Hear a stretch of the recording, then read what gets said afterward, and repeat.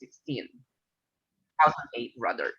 Okay, the vision of the company is to be a one-stop solution provider for companies' information needs. In fact, we actually provide different services. Okay, we provide consultancy services, we provide training, and we provide auditing. So, NBIS Infosol, as you know, are having accreditations and certifications internationally as well as locally. With this course, Nebosh IGC, the institute is accredited with Nebosh. You know, we are a accredited institution to provide training and to do the examinations as well.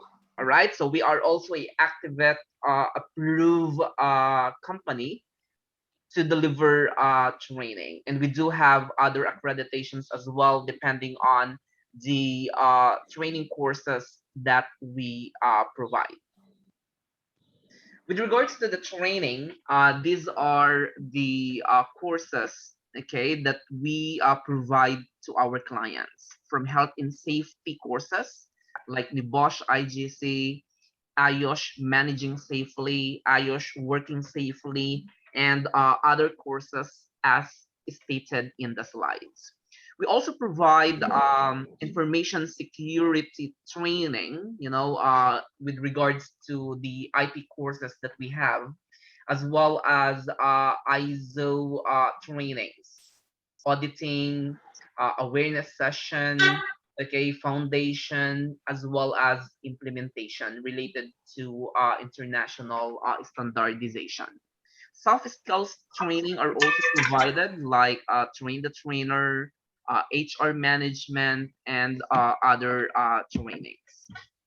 For consultancy and auditing courses, these are all the international standards that we provide. We actually help organizations to develop their management system until they get their ISO certification. And we do the assessment and audit to a company who would like to have ISO certification. So that is all about our organization, and these are all the ongoing and coming up training that we do have here now in the institute. So to get to know more our organization, okay, you can actually reach us, okay, and look for our business development executive. So we have here Miss Jenny Tuva and Miss Jane Masangkay. So they are a direct contact persons. If you do have any questions or any clarification with regards to the services that we are offering. Okay, so you can call us in the numbers published in the slide. You can also access and look at the website that we have, www.nbizinfosol.com. So that is all about our organization. Okay, so of course, I would like to know you as well. Okay, and if you can just please introduce yourself briefly, and please share with us your expectation with the course. Okay, so let us start with Mr. Swatish. Mr. Swatish, are you there? Mr. Swatish? Hi, good morning. Good morning to you. How are you doing? Yeah, I'm doing good. Thank you. How about you? I'm great, thank you. So tell us something about yourself, sir. Yeah, actually, my name is Swatish. I'm working here in Abu Dhabi with one company as quality engineer. So I just prefer to do Nebosh to upgrade as a QHSE professional. So this is the reason why I joined for Nebosh. Mm-hmm. Yeah, So this you is about are working in quality field, yeah? yeah. Okay. So is this something that you wanted to go into health and safety industry, or part of your job? That's why you're taking the course. Yeah. No, actually, now most of the organizations are preferring QHSE. Before it was separate. Before it was quality one section, once HSE one section. So I now I believe this is much better to focus on both. Okay. All right. Great to know that. So nice to meet you, Mr. Swatish. Let's move on to Mr. Ron Cabanada. Mr. Ron, Hi, good morning. good morning to you. Yes, guys. Since I'm a community graduate, so yeah, did you hear me? Your line is breaking up. Hello, good morning. You're breaking, Mr. Ron. All right. I think your internet connection maybe will come back to you. Okay, so we'll come back to you. Please fix your internet connection. Let's move on to Mr. Danish Ahmad. Hello, sir. Good morning. Good morning. Sir, my name is Danish Ahmad. Currently, I'm working in Sharjah, Hamri Port as a HSE officer. In my profession, I'm looking for the health and safety of the workers in our site, like different types of activity. I'm monitoring work at height, confined space, lifting, like this. We are monitoring, and I am doing this Nebosh because, sir, nowadays, sir. Newfound is a very important for in HSE field. Without that, it's very tough. And also, we should, if I do the Newfound, then I will come to know about the health and safety management system more deeply because it's learning will never end. So that's why, sir, I'm doing this Newfound. I see. I see. Great to know that, and nice to meet you, Mr. Danish. All right, let's move Thank you, on sir. to Mr. Alexis Frank. Hi, I'm Alexis Frank. I'm working as a sales executive. I do Nebosh, so I can step up my future or a job. That's Mhm. why I take Nebosh. I see. What do you sell? I'm selling. We're selling aluminum and glass fabrication. We do some aluminum glass works. I see. I see. So you work here in Abu Dhabi? Yeah, working in Sapa. In Mustafa. So you are into sales. Yeah. Like you manufacture those fabricated. We have workshop. All right. So we go to the site. Villa. Most of our project is in Villa. I see. But why you wanted to go to health and safety? Because you're in a different field like selling. No, I want to like step up on my job in the future. Okay. All right. That's good to know. So you wanted to develop yourself and go to other in this field, yeah? Okay, great to know that. So let's move on to Mr. Utpal Kanti. Mr. Utpal, Yes.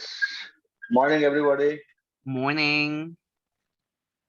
My name is Utpal. I am now in Abu Dhabi, and I am working as a safety officer. So I want to update myself. For that, I admitted in Newfound agency. Mm-hmm. I see. All right, great to know that. So you are working in health and safety field already, or Yes, yes. No, I am working in 10 years in this profession. I see. All right, great to know that. So Mr. Anwufo Chibiuzi. Mr. Newfo, are you there? Yes, Yes, yes. I'm here. Morning. Hi, good morning. Yeah, my name is Nwafu Chibuzo Uchechukwu. Mm-hmm. I'm currently working with NASA Engineering in Abu Dhabi Mm-hmm. as electrical supervisor and job performer. All right. Yes. Okay. So any training you attended previously related to health and safety? Yes, I have my WMS training, work at height, TRA training, confined space, and all relative HSC training, relevant HSC training already. I see. Very good. So this course basically is not new to you then. Actually, not quite new to me. Okay. All right. Good to know that, and nice to meet you, Mr. Newfound. Okay. Thank you. Moving on to Mr. Lavender Kumar. Ravender Kumar, are you there? Okay, I think Mr. Kumar is not yet signed on. Okay, Mr. Rogers Situma. Yes, hello. I am Mr. Roger Situma.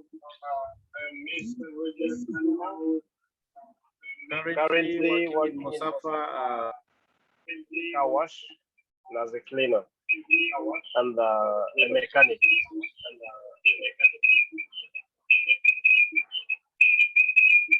Sir, I cannot hear you clearly.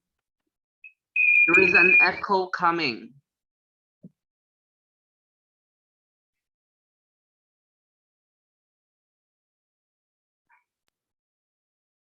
All right, so welcome back to you, Mr. Akshaya Kumar.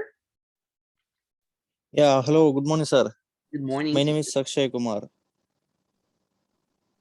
Hello? Yeah, so we can hear you. Yeah, my name is Akshay Kumar. Now working as storekeeper in Abu Dhabi. I looking for better opportunity. That's why I join your Nebosh course. I see. Any training you attended previously related to health and safety? No, still not. So this is something First, new to you. yeah. I see. All right. Okay, nice to meet you, sir.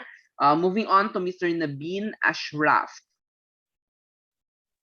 Good morning, everyone. My name is Nabil Ashraf. I'm living to Abu Dhabi. I'm working Envicon Emirates storekeeper. Mm-hmm.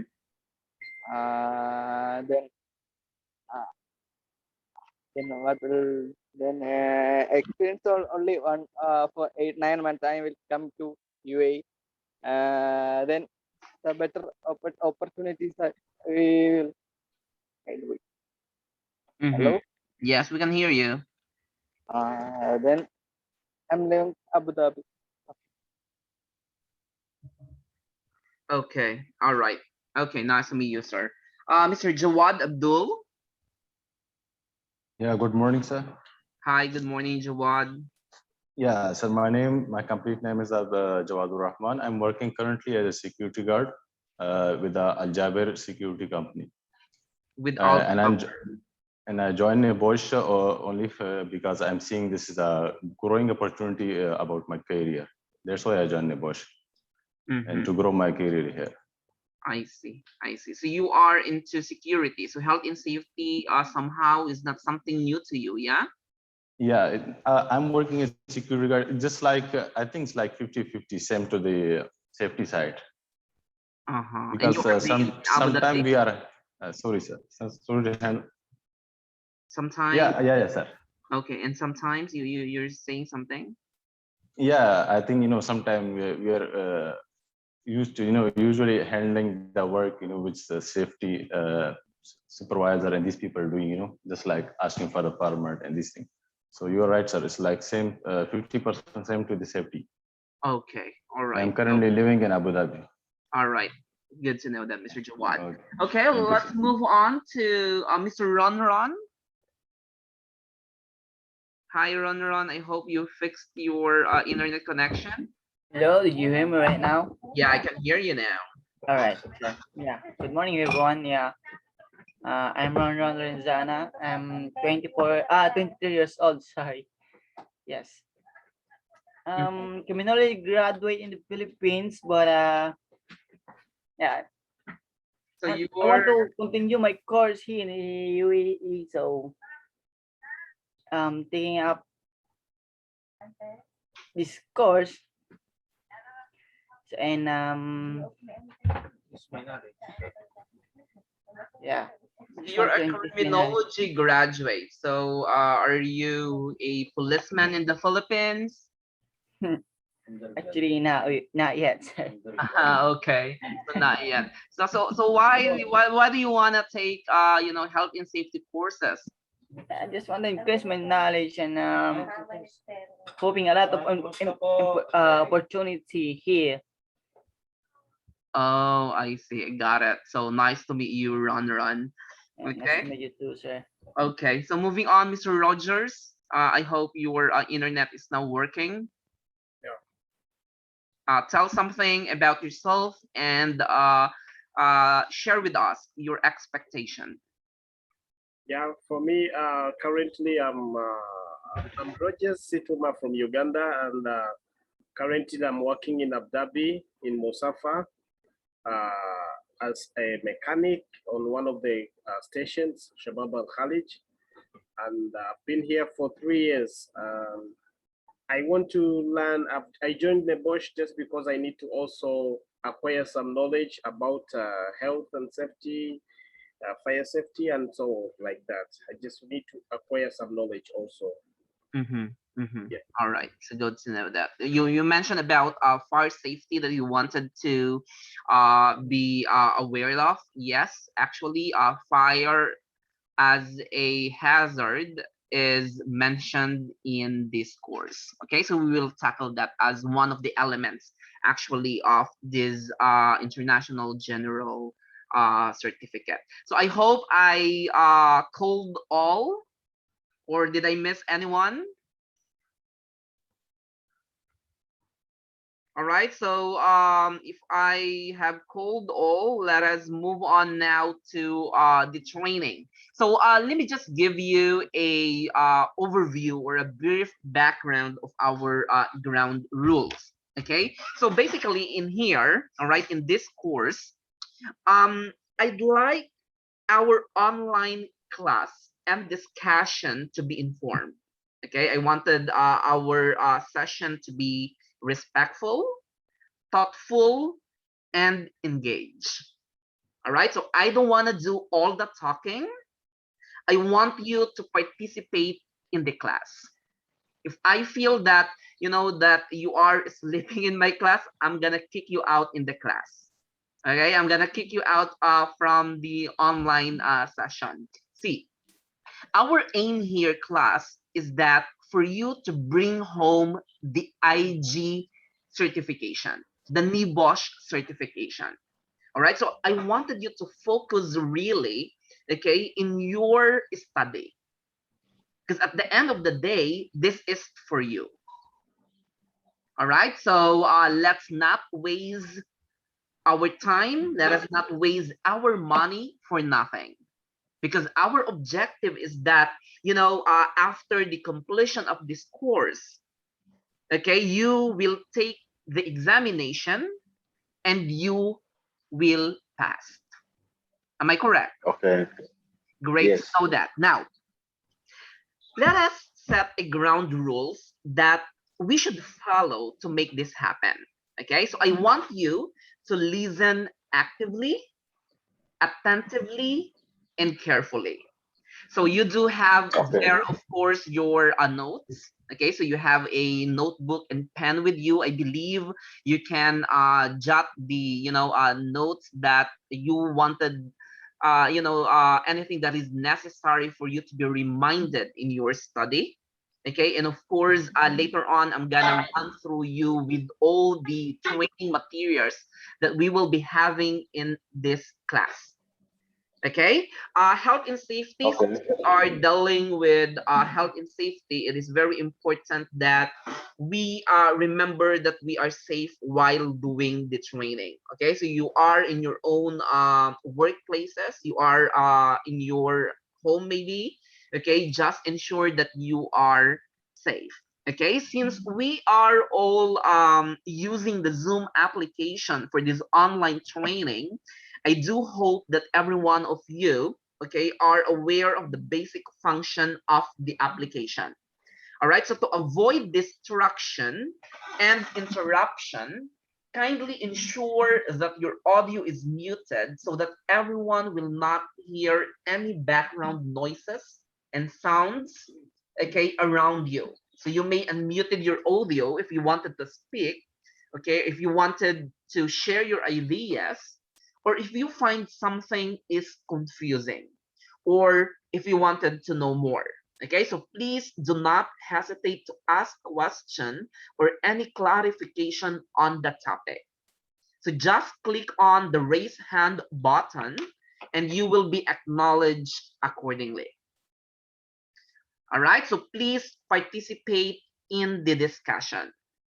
So with regards to the attendance, okay, of course, the training will run for 8 Fridays starting today, September 24, and will end on November 12. Okay, so next week we will start the training at 9:30 in the morning. Okay, and we will end the training at 3 to 3:30 in the afternoon. Okay, our target here is to complete all the elements of the 2 units, the IG1 and IG2, and to discuss all the requirements for the examination. All right, so please feel free to ask questions if there is any confusion or if there is any doubts on your mind. So ensure as well that you arrive, you join on time for the online training, and return on time from a coffee break and lunch break. So we will have, of course, a short coffee break in the morning, okay, for 10 to 15 minutes, so as in the afternoon, okay? And of course, we will have a lunch break for 1 hour. So usually we do have a lunch break between 12:30 to 1:30. Is this timing good for everyone? Yes. Yeah, it's good for me, sir. So all good for everyone, okay? So sorry, sir. We are going to pray for 12:10 to like up to 1 p.m. 12:10 to 1 p.m. So would it be okay if we will do the lunch break by at what time then? What do you 12 suggest? 12 to 1. 12 to 1 is okay. What about for the others? 12 to 1. It's okay. It's So okay. 12 to 1 the is okay lunch for us. break timing is good for everyone? Yeah, it's okay. Yes. Okay. No problem. Then Thank you, sir. all Will agreed be the good lunch in me. break would be from 12 p.m. to So, 1 p.m. Okay? okay. Okay, thank you, sir. All right. Now, another thing that I wanted to discuss as part of our ground rule is that for us, everyone to keep an open mind. You know, we should enter into the classroom dialogue with the expectation of learning something new. So we have to respect others' views and opinions and have an understanding, okay, that acceptance, that there is a differences in opinion. Okay, so any challenging, any disagreeing is welcome, but that should be conducted respectfully. All right, so throughout the session class, I will not tolerate discriminatory practices in any way or in any shape or in any form. Okay, so with regards to the confidentiality, it's very important to discuss this also part of our ground rules that, every one of us is, bringing a wealth of experience to the training. Some of you have knowledge already about health and safety. Okay, so all of the matters discussed in this training specifically relating to individual experiences or case histories must be regarded as confidential and must not be discussed outside the training program. So at the end of this course, of course, you will be asked to complete an evaluation form. Okay, so there is an evaluation form that is also part of your account in the Moodle, all right? And it is important that you give your honest evaluation, your honest feedback, as your evaluation will influence future training programs, okay, and can also be used to improve our training session, courses in the future. All right, so that is the ground rules for this training. Yes, someone raised the hand. The one using Me AI. What is your name, please? Hello. Sir, my name is Lavender Kumar, and I am hearing to tell you that I am attending the course because Madam Jane messaged me that she said that I'm offline. All right. Because of some connections, I can't tell you about myself. I see. All right. So, Mr. Ravinder, if you can just please change your display name to your complete name. Yes, Okay. sir, I will change it by the next time. Yes, please. Okay, so that we know that that is you. So just change your display name to Ravinder Kumar as your complete name. Okay. Okay, sir. Thank you, sir. All right. You're welcome. Now, is there any other question or clarification with the ground rules that we discussed? Is there any addition that you wanted to include here? So the ground rules are all, okay to you?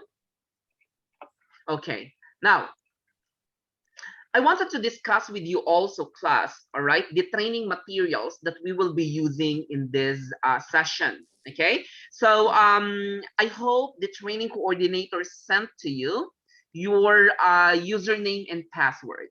Okay, so you do have your username and password with you. So once you log on to the website provided unto you, okay, you are enrolled in the Nebosh IGC courses. Okay, so let me show you how you will access the materials. So once you are logged on to the account, okay, of NBIS Learning Management System, you will be directed to the course where you are enrolled. So the course ID is, do you remember the course ID?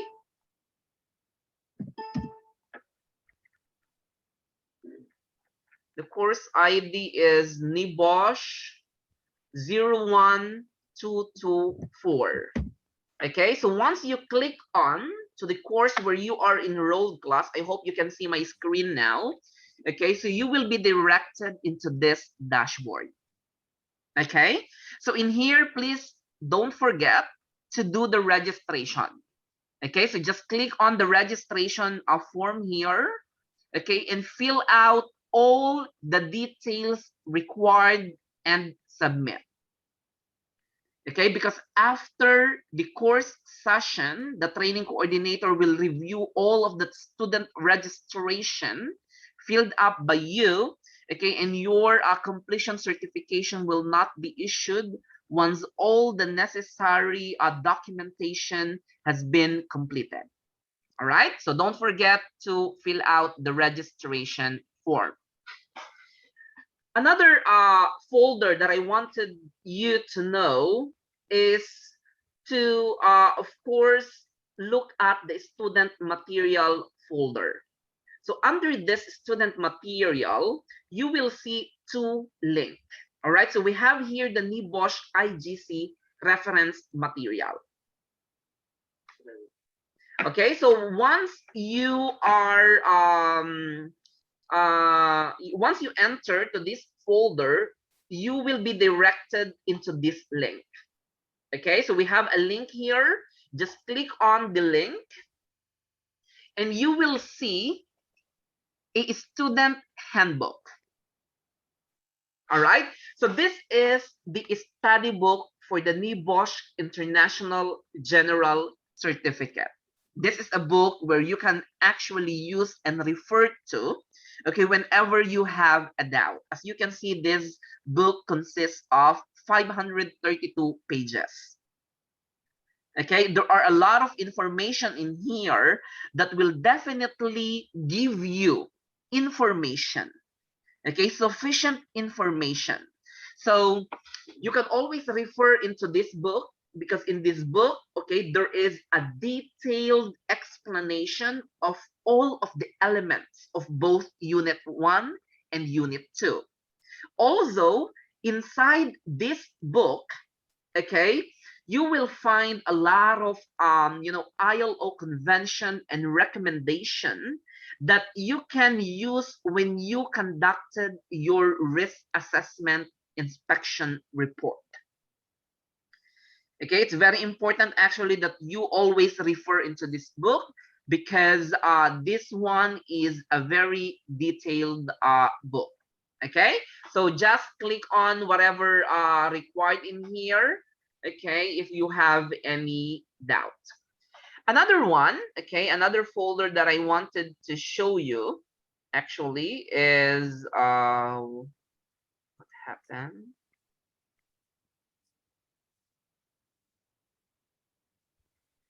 All right, here, there is another folder here, class, called student materials. Okay, so we have a student materials here. Click on this and you will see documents, so these are all the documents that we will be using during the course session. So once you click on one document, you will see a PDF format document. Okay, and these documents are all these are all the slides that we are using for the examination, for the training session. Okay, it's the same materials we are using. Okay, you can always refer into these materials if you have doubt. Okay, as long as you have the internet access, you know your username and password. Okay, you can always refer to this account, okay, to understand in detail about the course. Is there any question or clarification? Any question, class? Mr. Dinesh, Hello. you just Hello, sir. you just raise your hand. Yes. Sir, actually, my links are not working regarding for this one. What do you mean it's not working? When I click this on the link, this showing this disconnected. It's not working. I email also this. Yeah, it's not working. This study materials. I'm not able to download or open. Do you have the link with you? Yes, I have the link, sir. Okay, it's NBES Learning Management System, correct? Correct, sir. Okay, so when you are entering into this page, what is the information? Okay, when I click on the student registration form, this is coming on my screen. This site cannot be reached. The site cannot be reached. Yes. Okay, just a minute. Let me just check on that.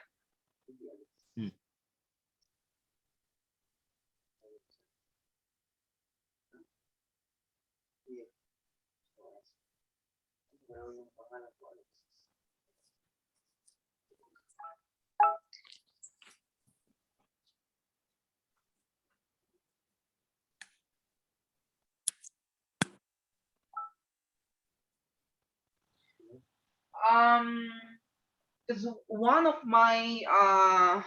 of the student actually is able to access the link.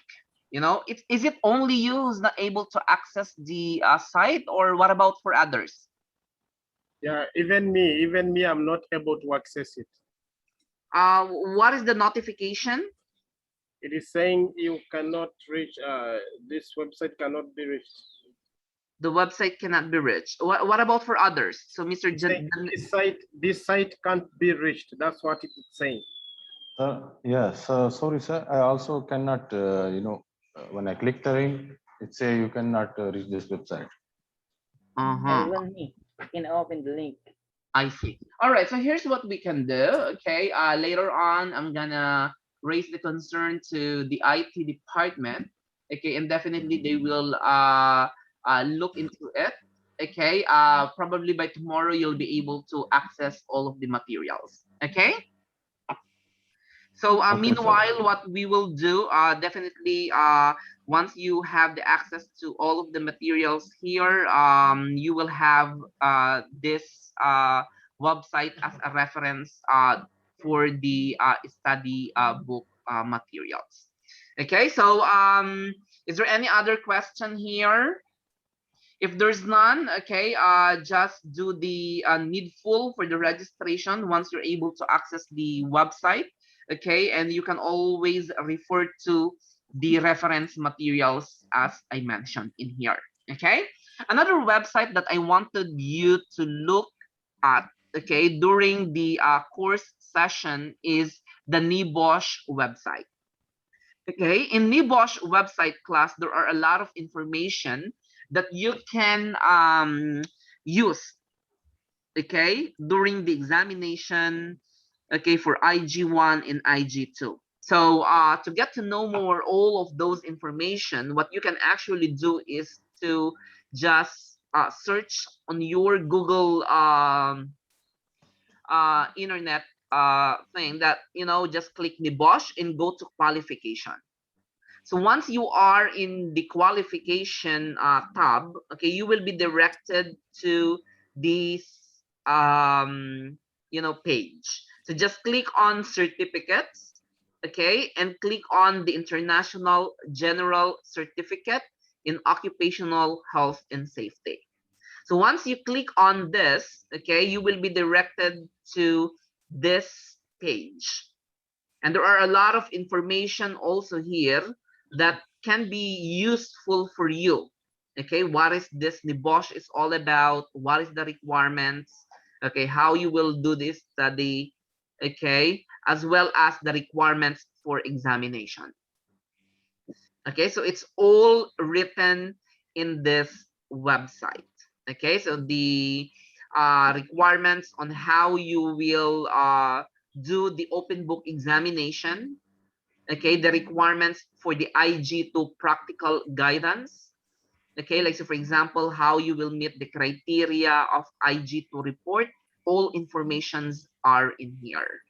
Okay, so this is a useful source of information also for this training session, because definitely it will help you a lot, okay, for you to come up an outcome where you know, you will do a IG2 report inspection, okay, as well as your IG1 open book examinations. Is there a question or is there any other clarification in that regard? Mr. Jawad, your question, please.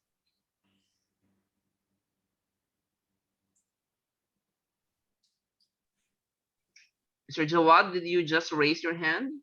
So sorry, sir. Sorry, it was like about the same issue, sir. Connection error. Okay, sorry. Okay, it's a connection error.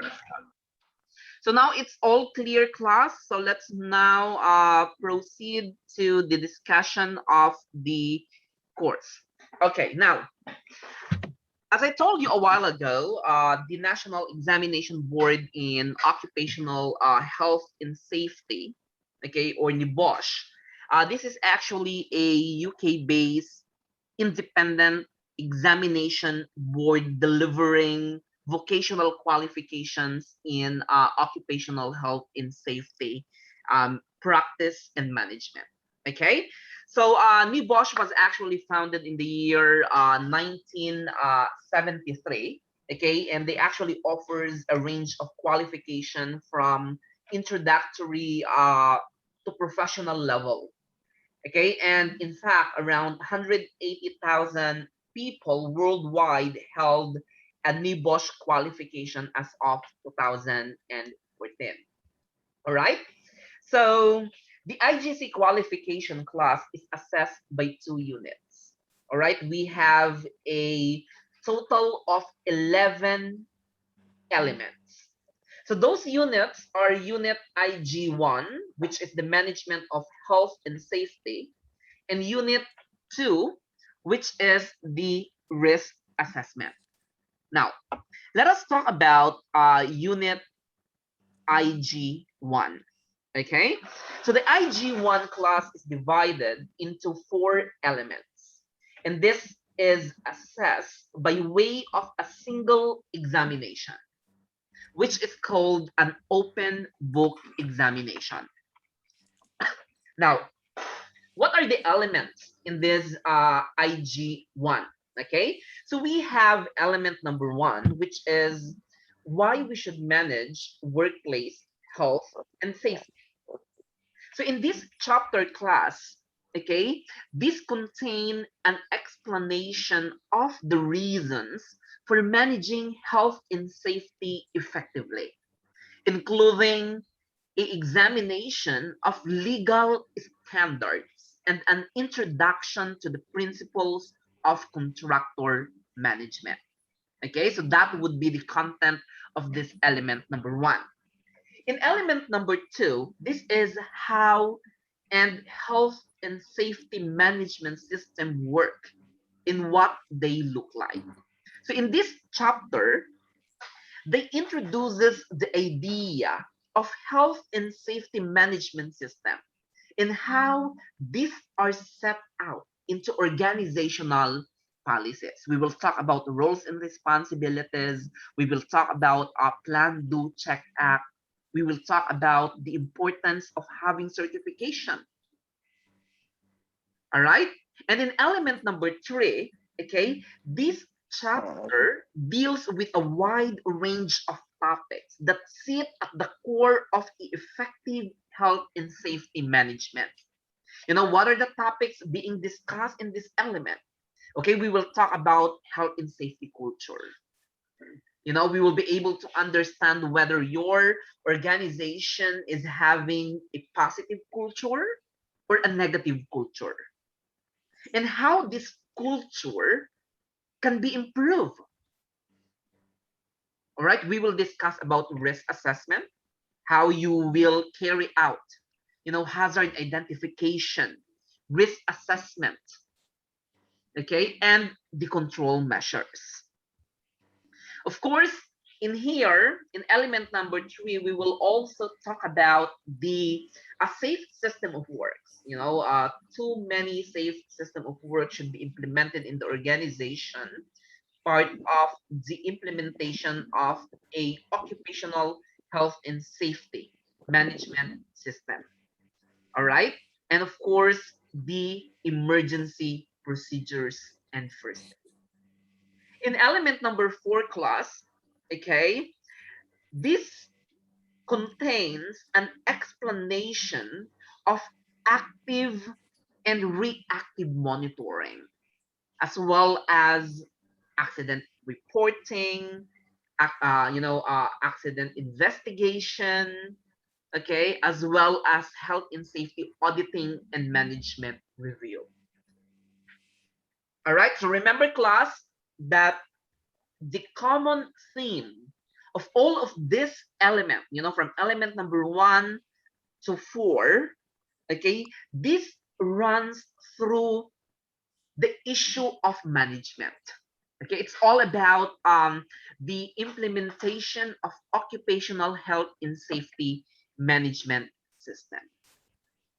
All right, so that is for unit IG1. Now, the IG2 is divided into 7 elements, and they are assessed by way of a practical risk assessment exercise carried out in a workplace to demonstrate the knowledge learned in this following elements. Okay, so we have element number 5, which is the physical and psychological health. Element number 6, musculoskeletal health. Element number 7, chemical and biological agents. Element number 8, general workplace agents. Okay. Element number 9, work equipment. Okay. Element number 10, fire. And element number 11, electricity. Remember class that in this unit, okay, the technical details of the specific hazards or the hazards group are discussed and tackled. Okay, so we're going to understand what is the physical and psychological health related hazards and risks. So the coverage of this unit basically is for us to know, the general risk of these topics, of these elements. Okay, so that would be the content of IG1 and IG2. Is there a question? Is there a clarification, class?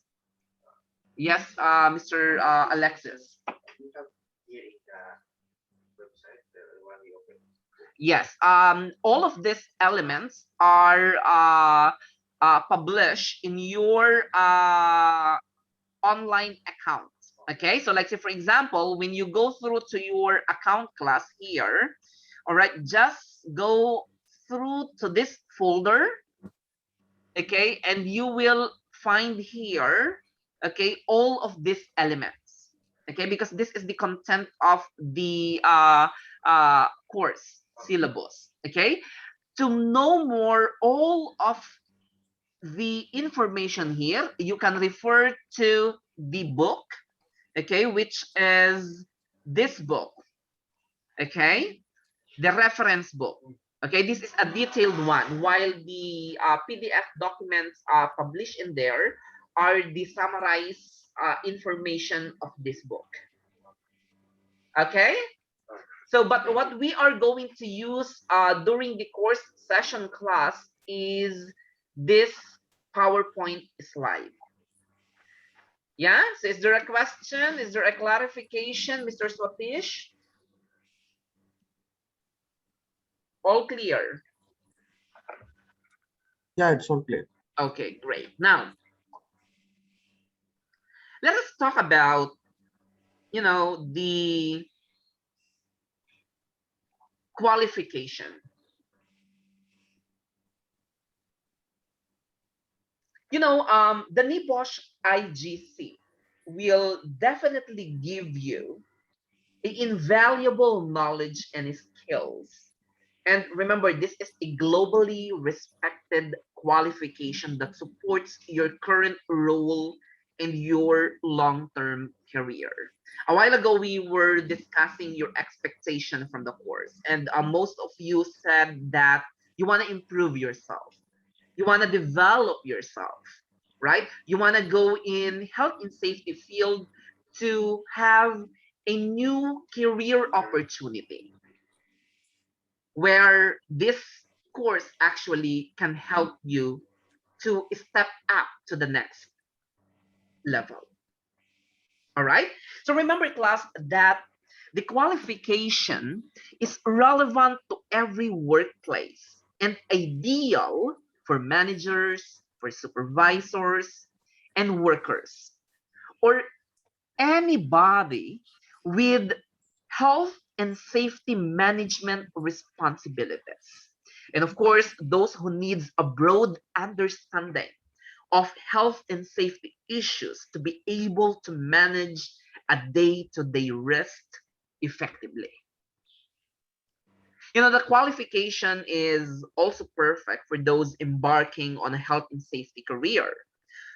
Be noted, class, that many people take the course as a first step, okay, and will give you a stepping stone to success in your career in health and safety. Okay, as you know, Nebosh has been trusted by many organizations. When you apply in a health and safety field, the human resources department, the recruiter will ask you, do you have Nebosh certification? Okay, because having the Nebosh certification will give you an advantage over the other candidates. Okay, so of course, your employer can also benefit you having the certification. Like, so for example, the employers can be, can minimize the workplace injuries and illness because someone is looking after the health and safety implementation in the organization. Okay, so that is what this qualification is all about. So it applies to anyone, to you, whatever field you are working right now. Okay, now let's talk about the examination. This is actually a very important topic to be discussed. As early as today, I wanted to give you a heads up already what would be the requirement for this training, with regards to the examination. And Nebosh, just like organizations around the world, is adapting to the challenges and opportunities presented by this COVID-19 pandemic. And with that regards, okay, they have brought forward and expanded their plan to offer a remote and online assessment for the range of qualifications and courses. So the Bosch introduced an open book examination for IG1. Okay, so there is now an open book examination. What is an open book examination? Open book examination class will enable you to sit your assessment on your own, okay, usually in your own home or another place and suitable location where you can concentrate in writing your answer for the examination. Okay, so in this open book examination class, you will have up to 24 hours, okay, to complete your paper, though you should not be able to complete the examination in that 24 hours. You can actually complete this in just 2 hours or 5 hours, depends on how you will answer the questions. So the challenge here in this open book examination is that, you know,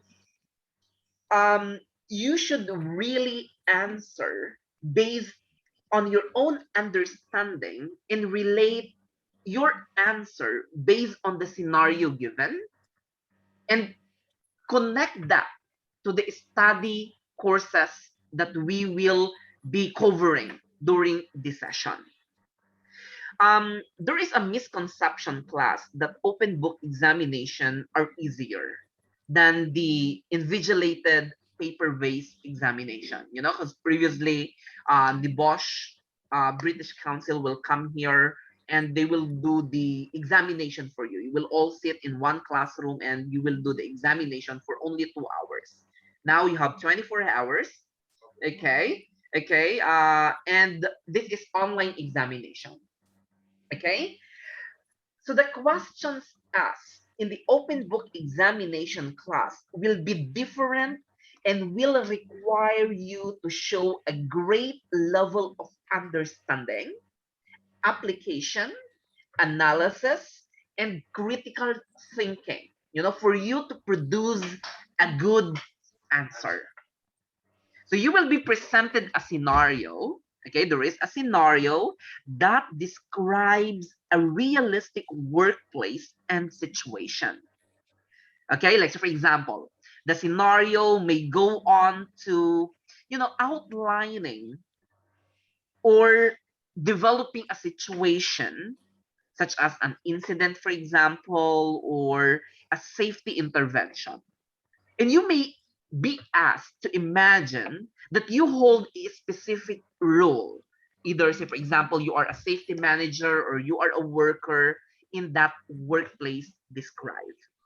And you will then be asked to carry out a series of tasks. There is a series of tasks using evidence presented in that scenario, as well as your understanding, the underpinning knowledge that you have gained from your studies. All right, so it is therefore vital, class, okay, that you take time to read and understand the scenario, and your answers need to be relevant to the scenario. And in some cases, there are specific evidence that will require to support your answer. So in the questions within the scenario class, you will expect question like, what, could, how, all right, things like this. So this is an example actually of a specific scenario, okay, and you will ask to do something about that scenario. All right, now, for example, I'm gonna show you one previous examination. Okay, so I'm gonna show you a previous examination. I hope you can see my screen.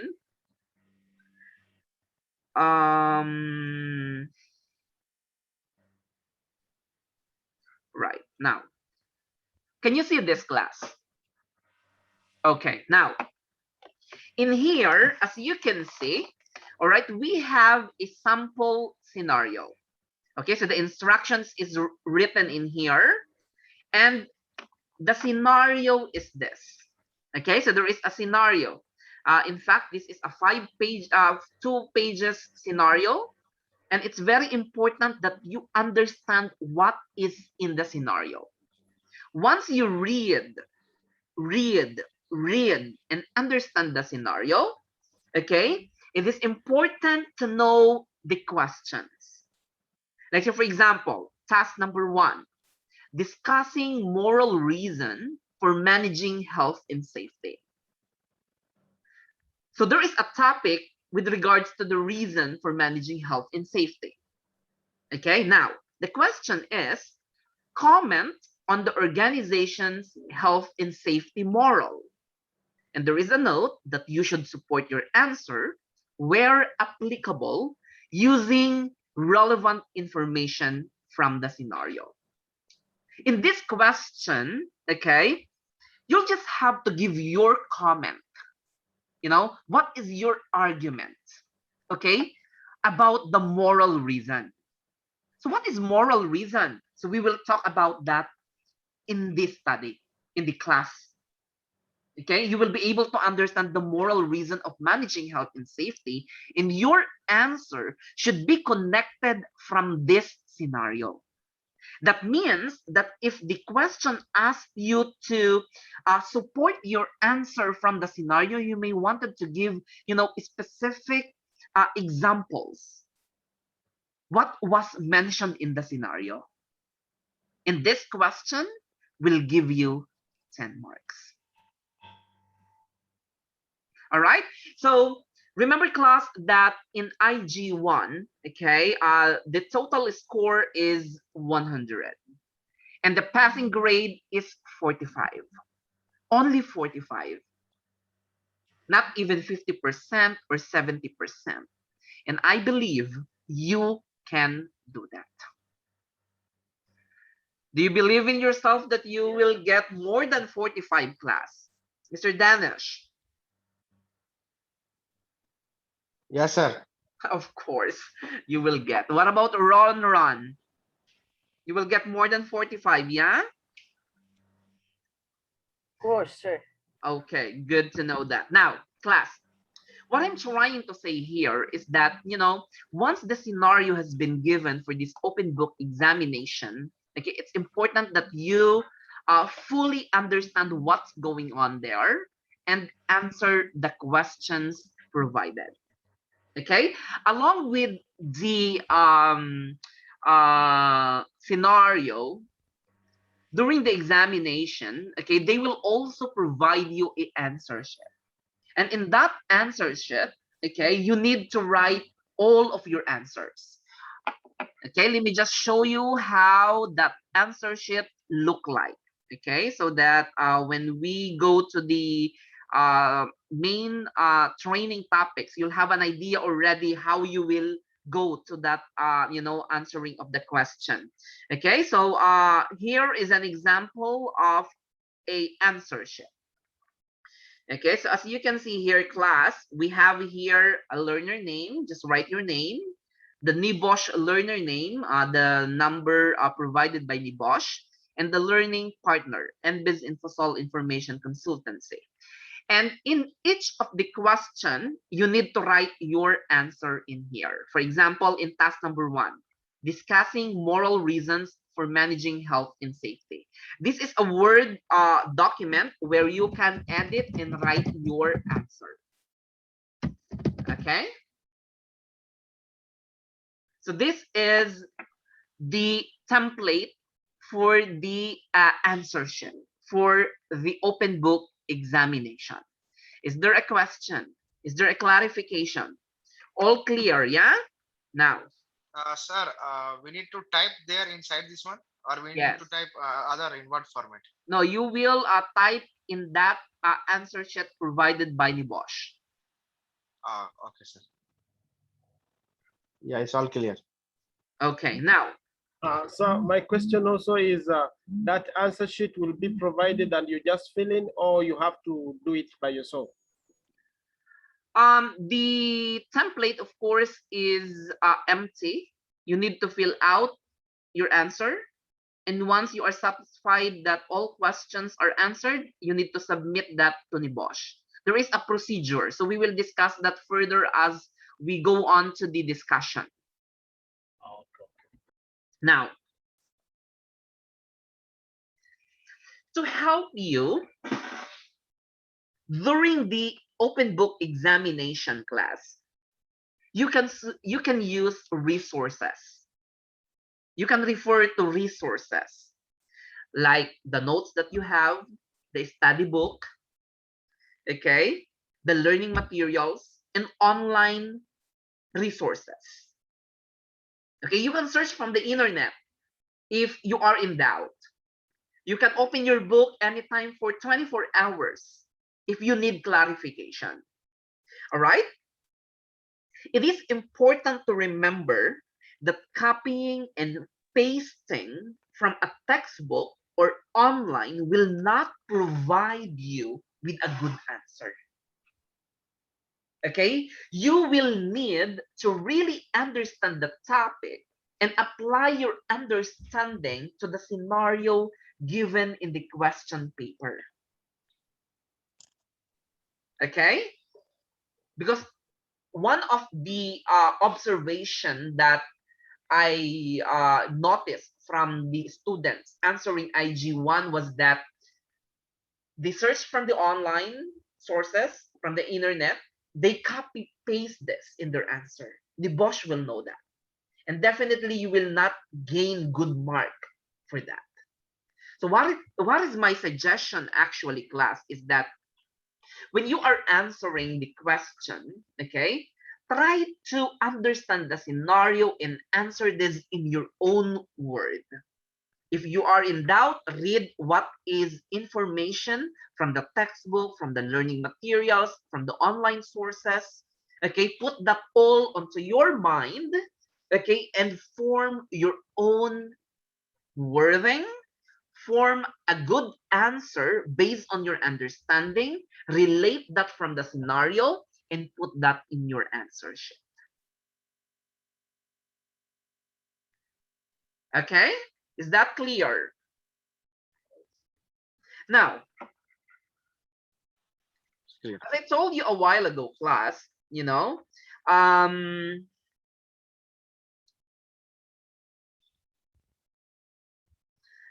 during the examination, all right, you can use textbook, learning materials, other resources for references, but please be careful not to copy directly from the reference book.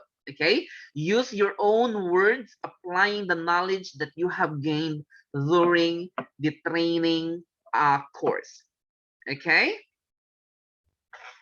it is also important actually to reference any materials that you use during your examination, because your answer will be scrutinized to plagiarism and collusion.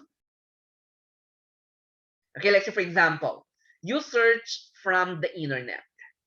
Okay, you open, for example, the website of ILO convention and recommendation.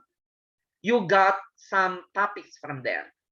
So it's important that you include that reference, that sources of information in your answer sheet, okay, to avoid plagiarism and collusion. Nebosh expect you, and trust you that you will seek and maintain the integrity of the assessment.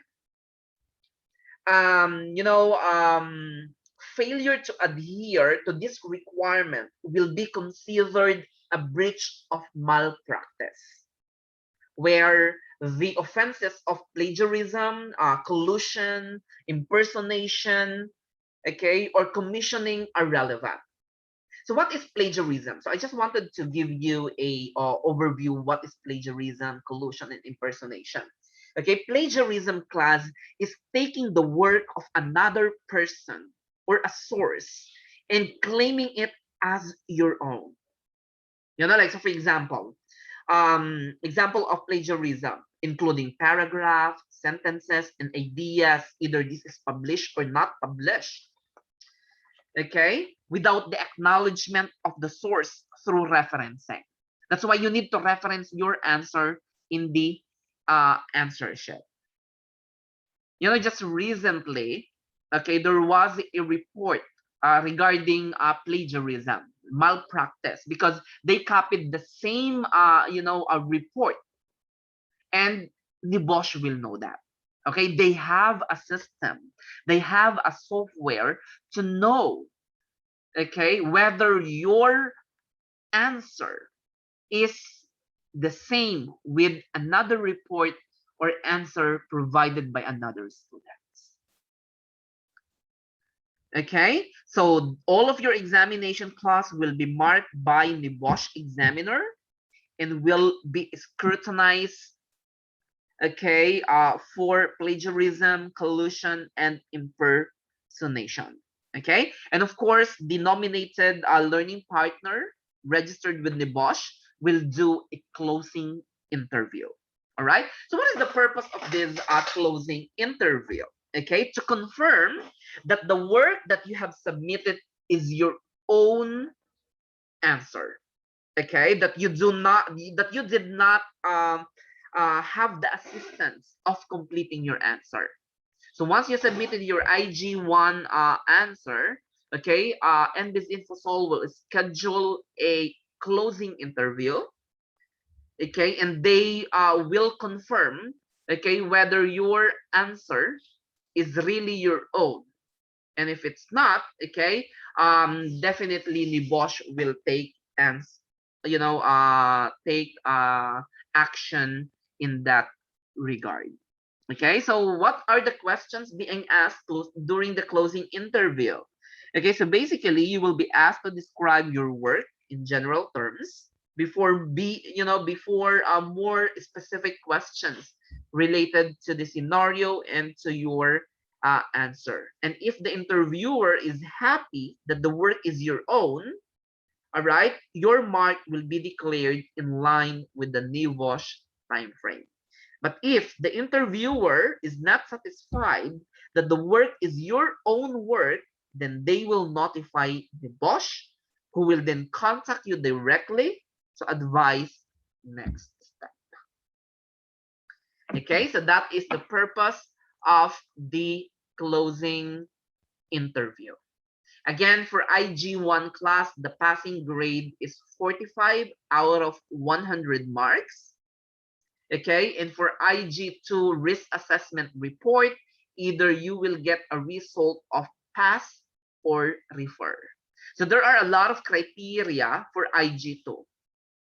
And every criteria needs to be met by the students, because only one criteria not met, definitely you will get a refer result. Okay, so we will talk about the criteria and those other requirements for IG2 report once we completed the discussion for IG1. Because normally, what the procedure was that IG2 criteria discussion would only be happen after the end of IG2 courses, completing all the elements of IG2. But as early as, starting element number 5, I wanted to give you already a brief discussion on the requirements of how you will come up to the report so that you can start working on your report. You'll have an idea already how you should go on to the report. Okay, so once you pass the examination for Nebosh, of course, you will receive a certificate.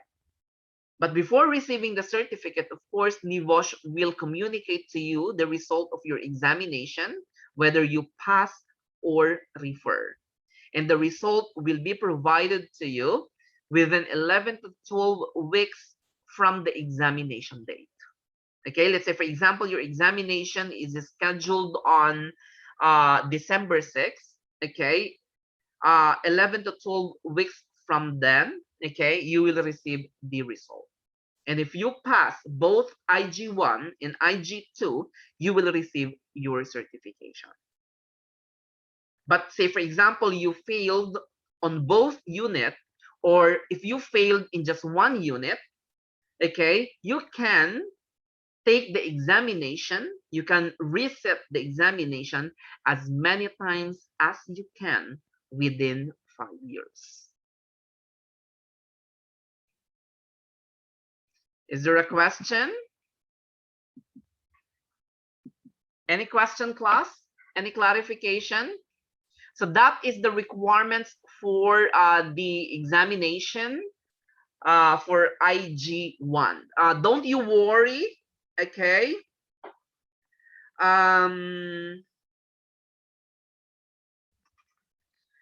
What's going to happen is that once we completed the IG1, you know, element number 1, element number 2, element number 3, and element number 4, we will do a mock examination. Okay, I will be sharing you previous scenario and questions. I wanted you to do a mock examination as if you are sitting in a real examination, and you need to submit that within 24 hours, and we will do the discussion a week after that. You know, like, so for example, on the 4th Friday, we completed all the elements in unit 1. You know, we completed 1, 2, 3, 4, because that is the coverage class of the IG1 open book examination, from element number 1 to element number 4. Once we completed the discussion, we will do a mock examination.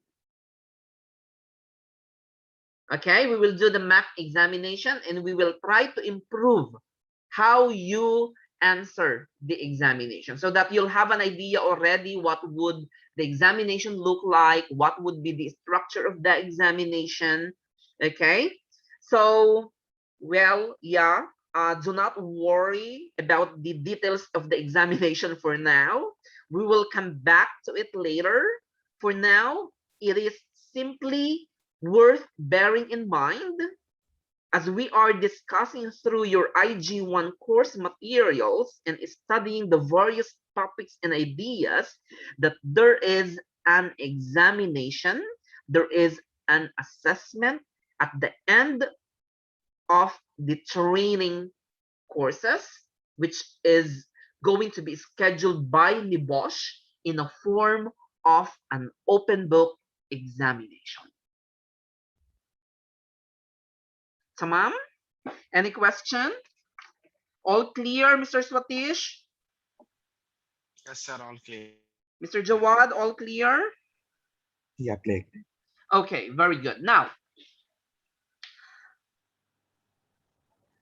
if there is no other question or clarification, let's move on to the discussion. And I just wanted to give you a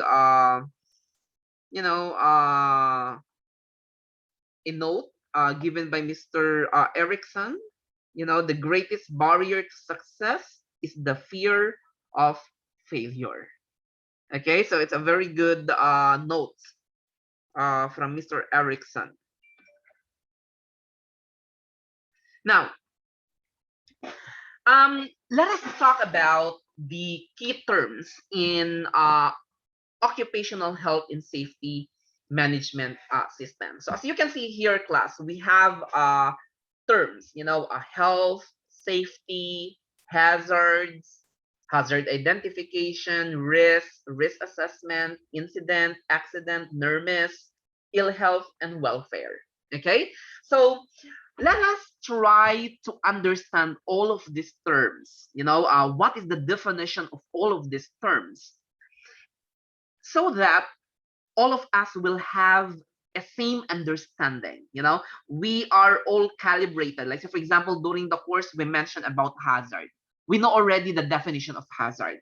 When we talk about risk assessment, we know already what is the definition of risk assessment. Okay, so I wanted you, class, okay, to answer the definition of these terms, okay, while we are doing the break for 15 minutes, okay, and once we come back after 15 minutes, we will discuss all of these terms.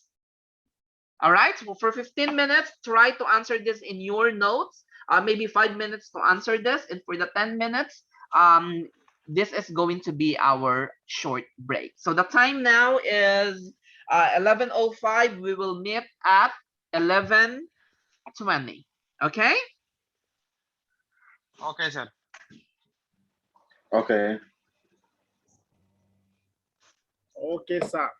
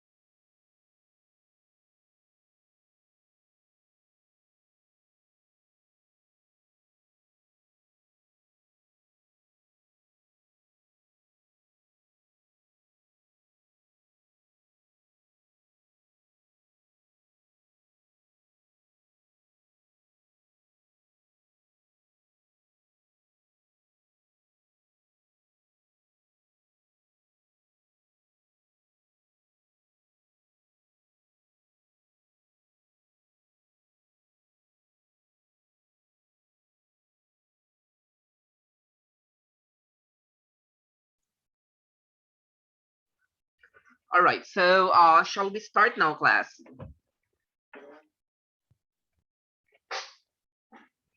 Hello, can you hear me? Yes, sir. Okay, Yes, sir. now Yes, sir. Welcome back. Yes, sir. let us start the discussion of this, key terms. Remember, class, the topic of health and safety makes use of keywords and phrases. And these are some important terms and definitions. Okay, let's say, for example, health. What is the definition of health?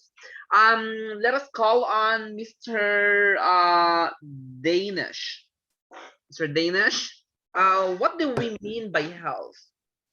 Any idea? Sir, the health, it's a complete physical, mental, and social being. It's All called right. health. Exactly. Like we are healthy, no any defects, Uh-huh. no any Okay, problems. great. Yeah.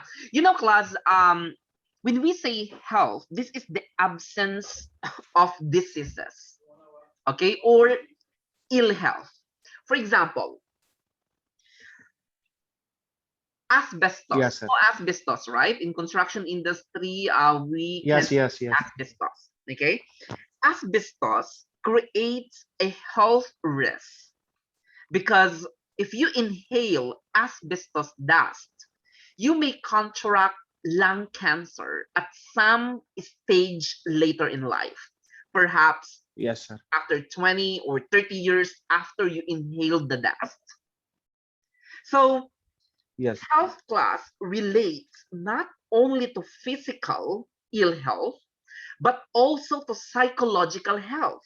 Like, so for example, if you are exposed to extreme stress that can lead you to an acute mental collapse or a nervous breakdown. So that is psychological ill health. Or say, for example, you are working in a construction industry, okay, during summer season, okay, you are having a terrible headache because you are in outside. Suddenly, you collapse. So that can also be considered as ill health. Like, sir, heat stress, huh? Uh-huh. So this is the health. Okay, there is an absence of diseases or ill health. All right, next, safety. What do we mean by safety? Let's call on Mr. Newfound. Mr. Newfound?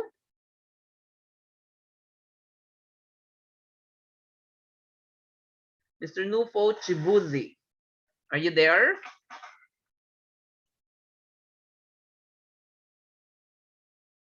I think Mr. Newfound is not there. Okay, what about Mr. Swatish? What is safety, class? Safety means it will be like a situation which we are protected from some hazard or risk or something, or some danger situation. Safe environments. All right.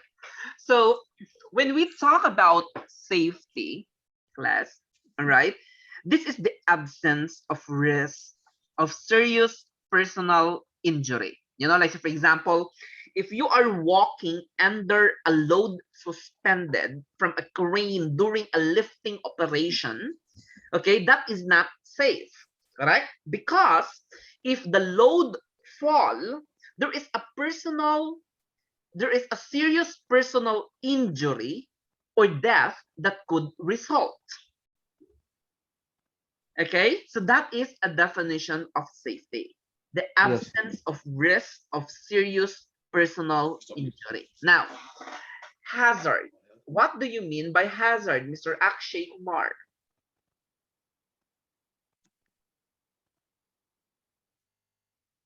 Mr. Akshay, what is hazard?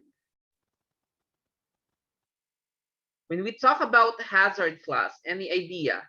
Anyone can answer. So anything which have potential to cause harm.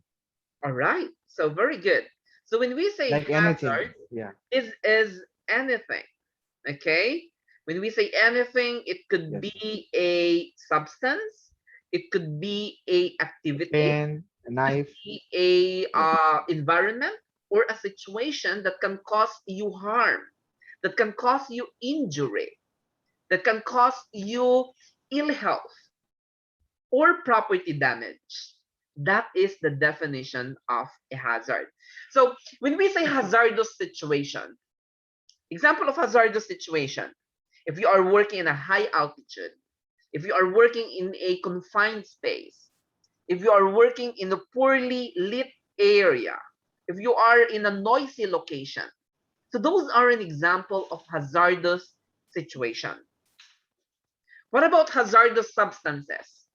Can you give an example of hazardous substances? Hazardous substances class. Like chemical Chemicals. spent, Okay, chemicals. toxic gases. Yeah. Toxic gases or toxic chemicals. Toxic Flammable chemical. materials. Right? Yes, sir. What else? Falling hazard. Huh? You Falling can hazard. chat in the you can chat it class if you wanted to, or write any other answer. You can tell, you can chat, no problem. Any hazardous substances that you can identify? Fall from height. Okay, substances. We're talking about substances, hazardous Oh, okay, sorry. substances, dangerous Yes, yes. gases, toxic chemicals, corrosive chemicals, right? Right. Poison can also be a substance. Bacteria is also a hazardous substances. Virus is also a hazardous substances. Correct? What about dangerous activities? Can you give an example of dangerous activities? Dangerous activities, what are those? Like, you know, if you have a dangerous task, or say, for example, you're lifting heavy materials. Okay, that is a hazard. Work in confined space. Working in a confined space. Okay, dangerous activity. Okay, manual handling, right? Yeah, sir. Critical lifting. Yes. Okay.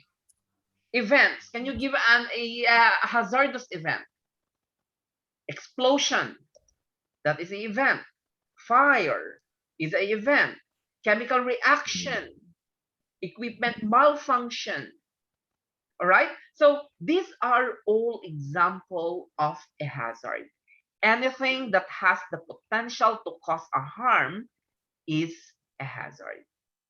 Like, say, for example, one of your colleagues at work, he is bullying you.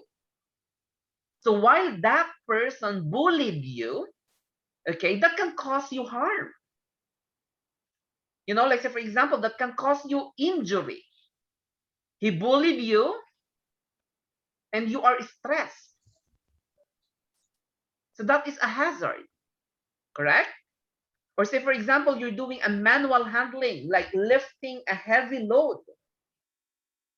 That can cause you injury, back injury, for example. So that is also a hazard. All right, so remember that definition, hazard. Now, another one is hazard identification.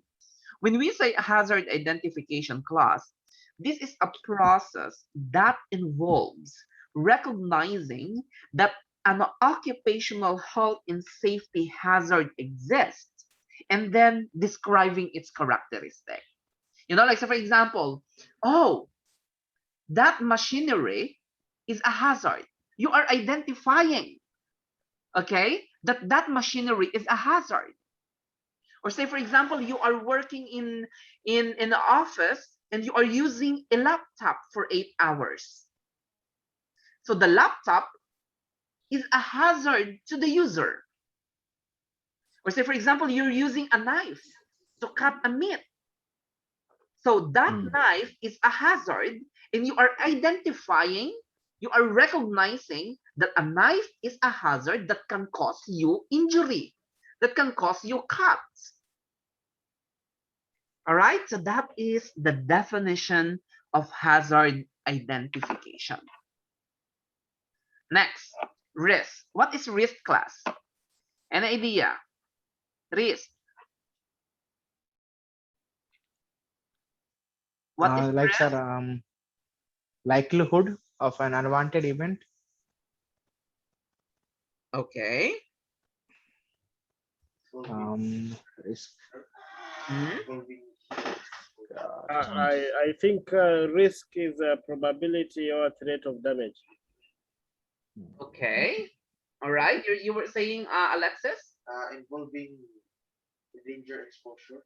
Okay, involving a danger exposure. All right. So, like, you are exposed to a danger, there is a risk.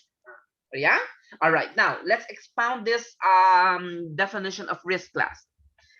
Yeah. Risk is a combination of the likelihood of a hazardous event and the consequence of the hazardous event. So when we talk about likelihood, okay, this is the chance that the hazardous event will occur. And when we talk about consequences, okay, this is the outcome of the hazardous event. Okay, like say for example, you are using a knife. And while using a knife is a hazard, and you identify that a knife is a hazard. Correct? Now, while using a knife, there is a risk of you cutting yourself. Now, what is the likelihood? What is the chance, okay, that the hazardous event will occur? You know, like say for example, how often the person will use the knife? What is the chance that he will cut his finger if he's doing this every day? And what would be the outcome if he used the knife? The outcome would be like, for example, he may cut his finger. All right. Or say, for example, you carried out a heavy load, you do manual handling, and then you have a back pain. That is now the outcome. That is now the consequence of that hazardous event. Okay, so that is the definition of a risk. Now, what is risk assessment? Risk assessment class. Anyone who would like to answer? What is the definition of risk assessment? Rogers, yes? Risk assessment is actually a way of identifying any hazard that can cause risk or damage. Okay.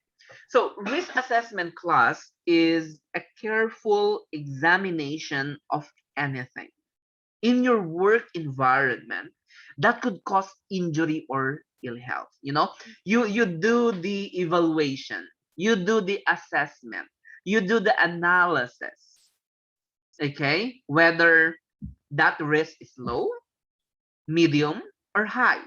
And based on the risk matrix that you have used during your evaluation, okay, it will need you to provide a control measure.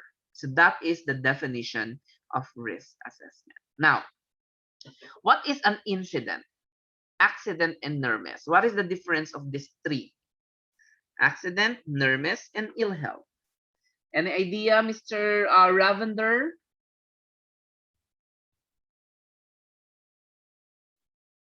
Mr. Lavender, Kumar?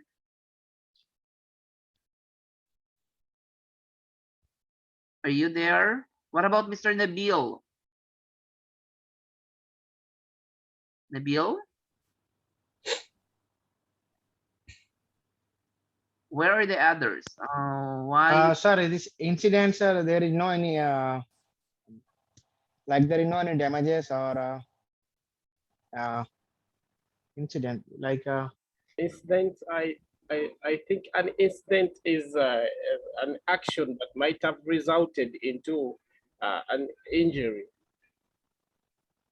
That is an incidents without injury, without any injury. Incident without injury, accident with injury, correct? Is that what you wanted to say? Yes, sir. Yes, sir. And what about near miss? Which have potential to also cause harm, but it's missed. Like so you are standing on the side and something fall from just in front of you.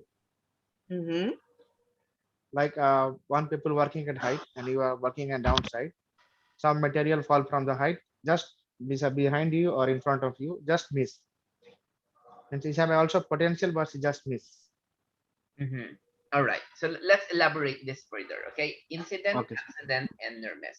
When we say incident, class, this is actually a work-related event or a work-related occurrence, during which an injury, ill health, fatality actually occurs, okay, or could have occurred.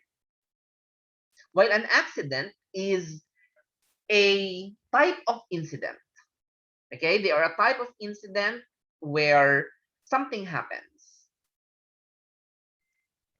Okay, near miss is a work-related event during which an injury could have occurred, but it did not actually occur. Let's have an example. Let's say you are walking on a highway, and while you are crossing on the road, there is a car rushing. Okay, that car bumped you. You had an injury. That is an accident because something happened. But we can also consider that as an incident. Okay, we can consider that as an incident because an accident is a type of incident. Or say, for example, the vehicle is, moving. Suddenly, he almost bumped you, but you managed to move away. You are not injured. That is called near miss. And a near miss is also a type of incident. So remember that an near miss, an accident are both type of incident. Or say, for example, you are walking in a corridor and then suddenly you slip because of a water spillage, but you manage to stand up. There is no injury on the leg. You are not hurt. That is called near miss. But say, for example, you slip and then you have a broken bone, something happened to you, that is called an accident. All right, so that's clear. Now, ill health. When we say ill health, class, this is an adverse effect on someone's physical, mental, or cognitive condition. And the adverse effect includes diseases, illnesses, or death. Say, Mr. Roger is working in his company. And while he is working, say, for example, the manager gave him too much paperwork. Now, what happened was that Mr. Roger had a terrible headache. He is stressed how to complete the task given to him. So that aggravates him having a headache. He is stressed. And that is a ill health. Okay, there should have a work-related event aggravating the condition that you had. Okay, next, welfare. When we talk about welfare, class, this is the access to a basic facilities. What are those Yes. basic facilities that the workers should have an access? Toilet facilities, hand washing station. What else? Changing room, restroom, a place where a food can be eaten. Okay? They should eat this in a hygienic condition. What else? Drinking water should be provided. That is also a basic welfare facilities, correct? As well as first aid provision. Okay, so those are the key terms and definition that is, very important and known in occupational health and safety. It's very important actually that we know them okay, as a health and safety practitioner. So we can go ahead and discuss all of the elements, and along the way we will be able to encounter all of these key terms. And now you have the idea already what is the definition of those terms. All right, so any question, class? Any clarification? Now, if there is no clarification, yes, sir? No, Roger? sir, it's okay. Okay, now if there is no question or clarification, let us start the discussion on element number 1. So when we say element number 1, class, this is why we should manage workplace health and safety. Now, what is the outcome, the objective of this element? So basically in here, we will be able to discuss the moral, the financial, the legal reasons for managing health and safety in the workplace. You know, we will be able to explain health and safety, how is it being regulated, what would be the consequences for non-compliance, what is the duties of different group of people at work, and explain how contractors should be selected, monitored, and managed. All right, so this is the objective of this element. Now, I wanted to show you a video, and I wanted you to look at the video carefully, okay, and observe what's going to happen. Okay, so I'm showing you right now a video. I hope you can see my screen.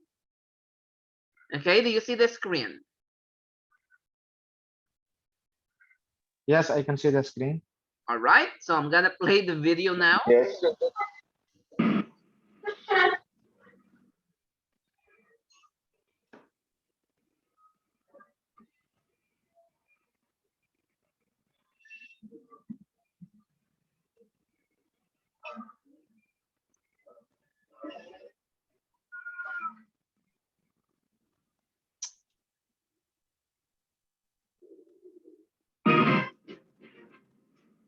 All right, now let's play the video once more. Okay, so I wanted you to watch the video once more.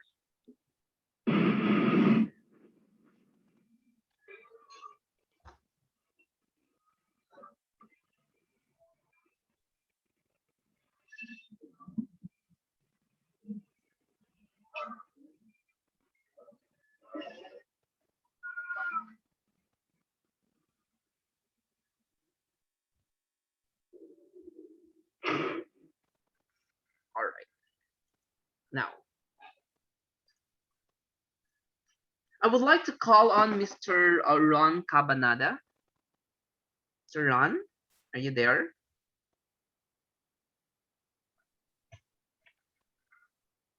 Hello, Ron.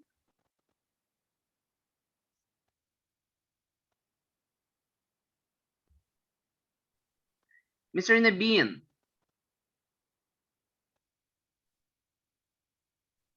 Mr. Nabin, are you there? Mr. Nabil? Why they're not answering? They're sleeping maybe? No, no, Mr. Jawad. I'm alive. Yes, boss. Okay. So tell me, Mr. Jawad, what can you say about the video? I think, sir, that the machine which he operated without any information, he doesn't know anything about, what what he opened, the switch is doing. I think it's like if he doesn't have information. All right. Okay. All right. Thank you, Mr. Jawad. Mr. Joseph, any thoughts about the video? Mr. Joseph?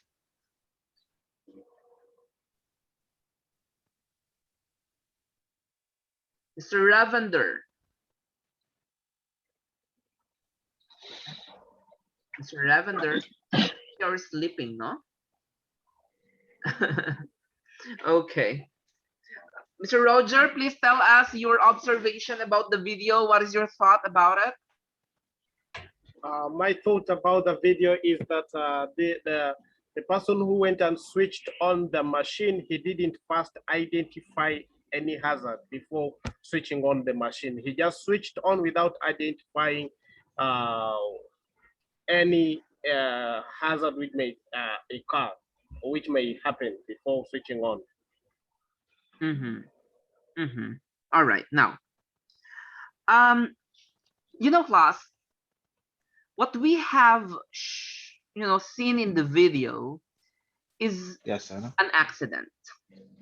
Okay, and this relates to health and safety. Remember, class, that health and safety is all about attitude, and it is everyone's responsibility. Do you agree? Yes. Yes, sir. Definitely true. Therefore, Yes. a human loss and suffering is immeasurable. Right.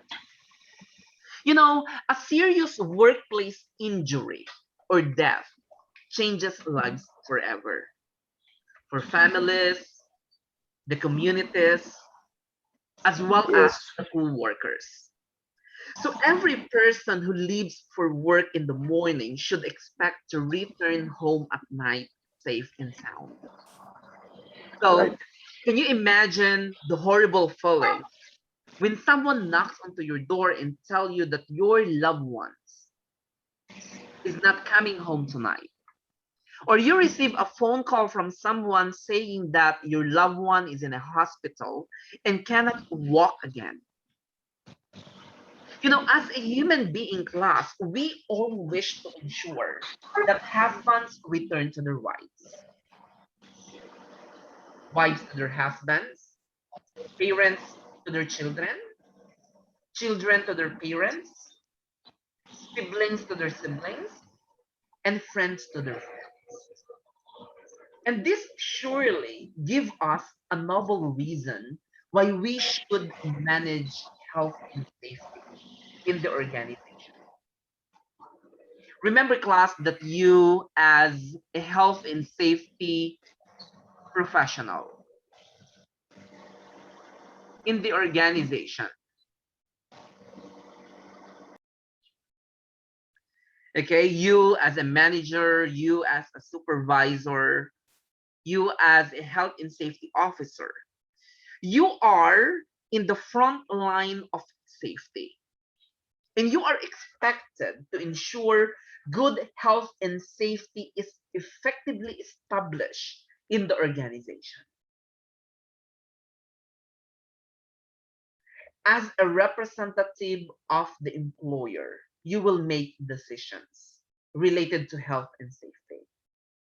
And remember that if you fail to take reasonable care in the provision of your supervision as a health and safety practitioner, as a manager, as a supervisor, then you will have to tell to your employees' loved ones that they will not be coming home tonight. Well, the question is that, do you have the guts to tell that to your employees' loved ones? That because of you, something happened. That because of your incompetency, the husband of your colleague died. That because of your stupidity, someone injured.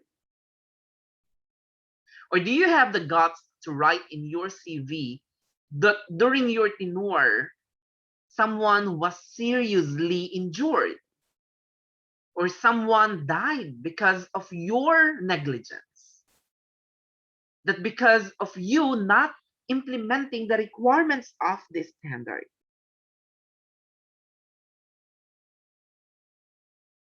All right, so it's very important, class, that we manage safely. And in fact, we have reasons why we should manage safely. So, what are the reasons, class, why we should manage safely? Any idea? What are the reasons? Anyone? Anyone would like to answer? You can write in the chat box also. To improve the morals of the work. Huh? What is it, sir? To improve the morals of the work. Okay, to improve the moral of the workers. That's why we should manage safety. What else? Yes. Any other answer? To also improve the health of the workers. Improve the health of the workers. Okay, that is true. Any other answer? Why we should manage safely? Why we should manage health and safety in the organization? And also money cost. Avoid any accidents. Yes. What else? This money cost because safety is a good business, you know. Safety is a good business. Okay. Of course.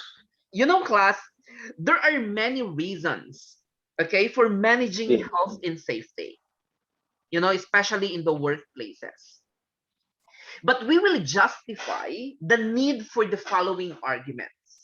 Okay. First reason is your moral reason.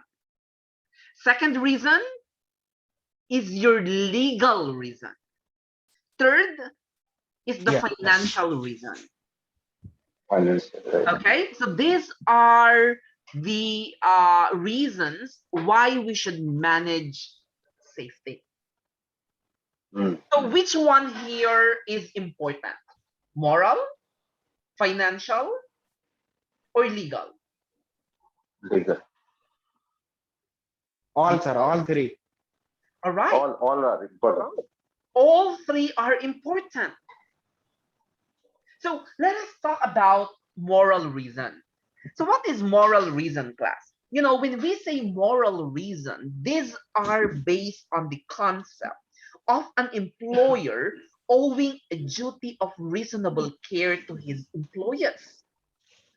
And the moral argument are reflected on the occupational accidents and diseases rates. You know, like for example, there are too many incidents happening in the company. Many are injured. Many have died. So we can see that there is a problem. Okay, this relates actually to the accidents and diseases rates. You know, class, everyone is entitled, you know, to feel confident that they will go home safely. And nobody wishes to, you know, to suffer an injury or cause somebody else to suffer one. Therefore, the employer has the moral obligation to protect other people whose the health and safety may be affected by his undertaking.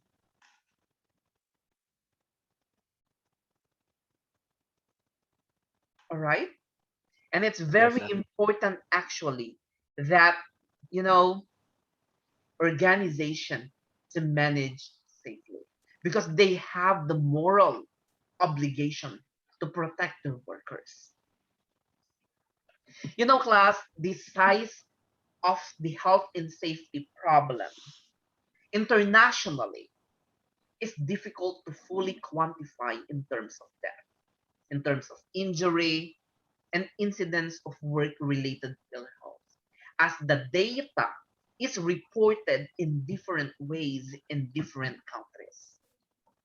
You know, some information may not be reported in other places. Like, so for example, in the Philippines, we have incidents happening. And in the Philippines, there are ways of how they report these incidents. Similarly, in other countries like in India, in Pakistan, in UAE, in US, or in Canada, they have their way also of reporting, you know, these incidents happening in their respective countries. So the following global statistics have been published by the International Labor Organization as part of their Safe Work Program. So when we say ILO, this is the International Labor Organization. Okay? So in here, as you can see, all right, there are figures. So we do not need to remember the actual figures. We actually discuss them to highlight the scale of the problem. Like, so for example, the ILO has estimated that globally there are 2.3 million work-related deaths and diseases each year. And you know what? Men suffer 2/3 of those deaths. You just have to imagine that.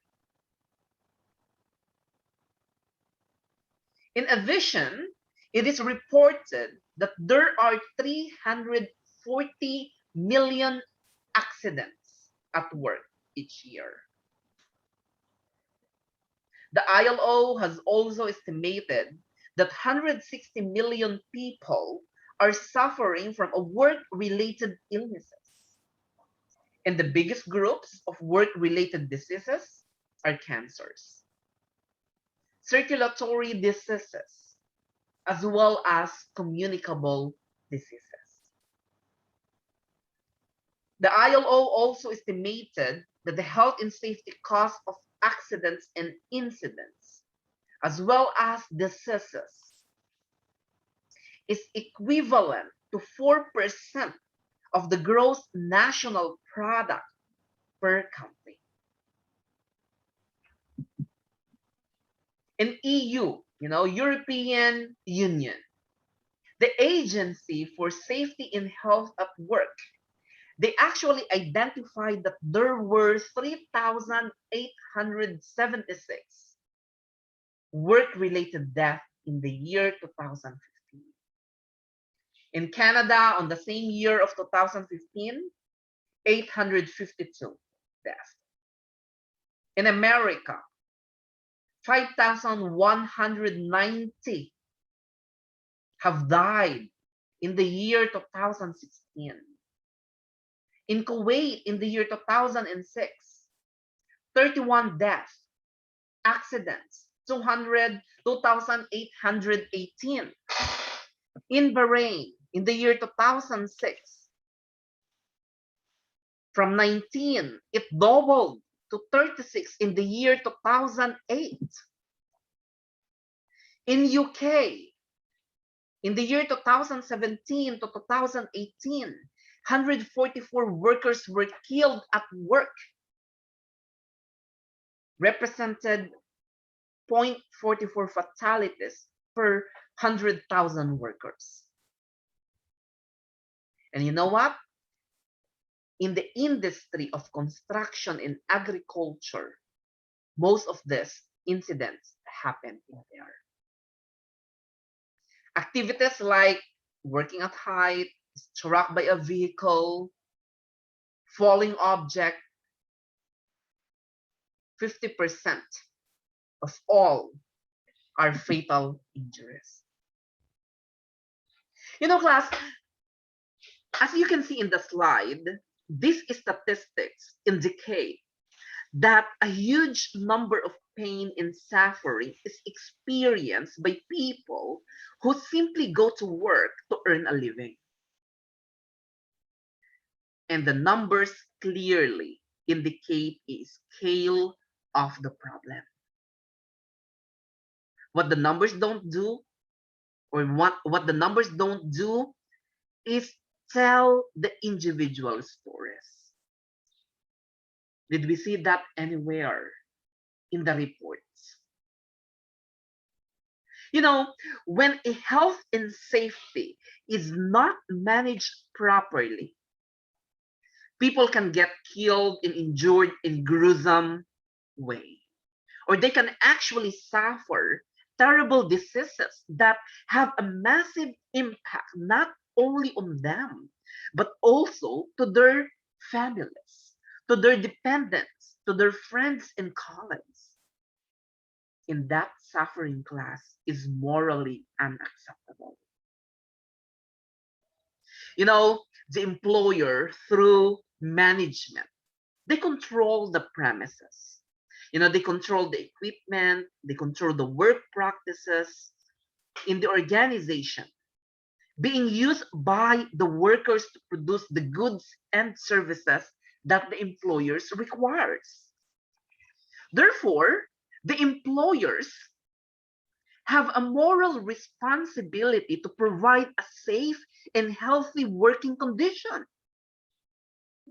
They have the responsibility in doing so. They have the moral obligation to provide that to the employers. You know, in simple terms, class, the moral reason can be summarized as it is the right thing to do. You know, it is right and proper that workers go to work to earn a living and return home in the same state, not suffering from ill health or any serious physical injury. And people expect that as a fundamental right. You know, workers expect that, society expect it, and you know, over time, this societal expectation has been translated into a legal standard. And in that way, you know, the moral argument derives into legislation. That is the moral reason why we should manage safely in the organization. All right? And that should be the arguments. Is there a question, class? Is there a clarification? So it is very important, okay, that we manage safely because we have the moral responsibility. Yes. We have the moral obligation to ensure health and safety in the workplace. Okay, so is that clear? So we will continue in the afternoon. Okay, I think the time now is 12:02. We'll have a lunch break for 1 hour and I'll meet you again at 1 in the afternoon. Okay? Okay. All right, so let's have a break now for 1 hour. Thank you so much. Thank you. Okay, thank you. Sir, we need to leave this session. I'm sorry. I need to leave this one or like this only I leave. It's okay if you can leave. You can join again later, or you can leave it this way as well. That's fine. Okay, sir. Okay. Okay. See you. Okay. Thank you, sir. Bye bye.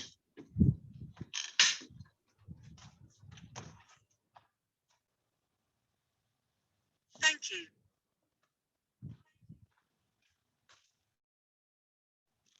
Hello sir, चलिए गाड़ी आ गया।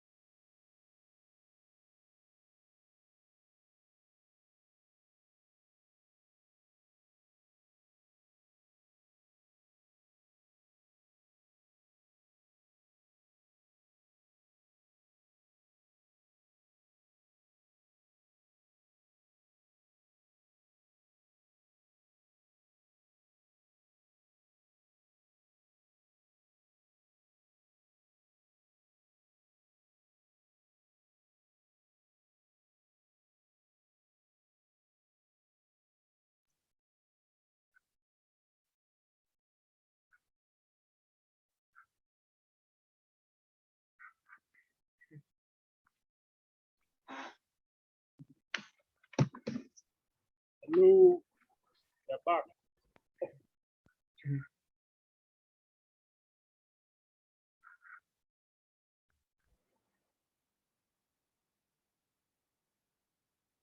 Welcome back, members from lunch.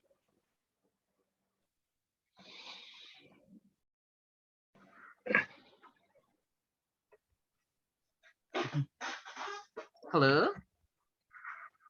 Yes. Hi. Good afternoon. Good afternoon. Okay. Good So, afternoon, sir. I hope everyone had a good lunch.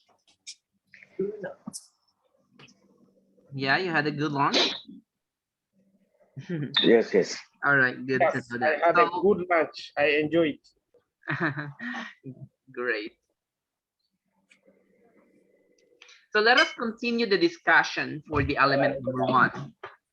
Well, in the morning, we actually discussed, okay, the moral reason for managing health and safety in the organization. And as told, a moral reason are based on the concept of the employer owing a duty of care to his employee. And again, the moral arguments are reflected by the occupational accidents and diseases rates. Okay, so it is important to know and understand that the employer has a moral obligation to protect other people whose health and safety may be affected by his undertaking. And in here, all right, just like what I told you a while ago, uh, there is this societal expectation that has been translated into a legal standards. And in that way, the moral argument derives into legal standards. Okay. Now, Okay. let us talk about the societal expectations of good standards of health and safety.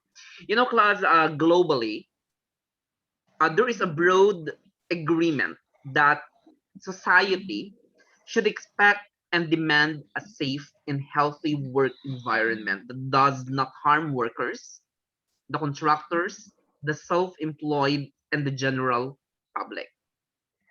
This is actually reflected in the principles of the principles that the ILO set out, and this is the ILO convention, okay, that have been developed and adopted by societies throughout the world. Okay, in particular, we have the Occupational Health and Safety Convention, C155. All right, this is the convention of 1981. Many countries of the world have established requirements for health and safety standards. And these requirements for good health and safety standards tend to confirm that employers need to pay particular attention to a five important factors in order to prevent a work-related injury and ill health. Okay, so the employers need to provide these five health and safety requirements. Number one is a safe place to work. Remember, class, that the employer creates the place of work, which should be reasonably safe and without risk to health. Okay, and the employer should also provide safe access to and from the workplaces. Of course, who would love to work in an environment that your health and safety is at risk? Do you want to work in that kind of environment, Mr. Swatish? I need to work in a safe environment. Definitely, you don't want to work in that kind of environment, right? Because I myself, like, for example, if I know that the workplace is not safe, I'd rather not to work in that environment, right? So it is important that there is a safe and healthy place of work. Another health and safety requirements that the employer should provide is a safe and healthy plant and equipment. Okay, remember that all of the machineries, the tools, the equipment, okay, that is being used by the employee at work should be reasonably safe and without health risk. Exactly what this means will depend, okay, on the types of work being undertaken by the workers. So the greater the risk involved, the greater the care that must be taken. Like say for example, the equipment or the machinery would need to be inspected, need to be serviced, need to be repaired or replaced as necessary. Okay, and that is the requirements the employer needs to provide. The third one is a safe and healthy systems of work. Remember, class, that there should be a recognized procedure, for the safe conduct of all the activities.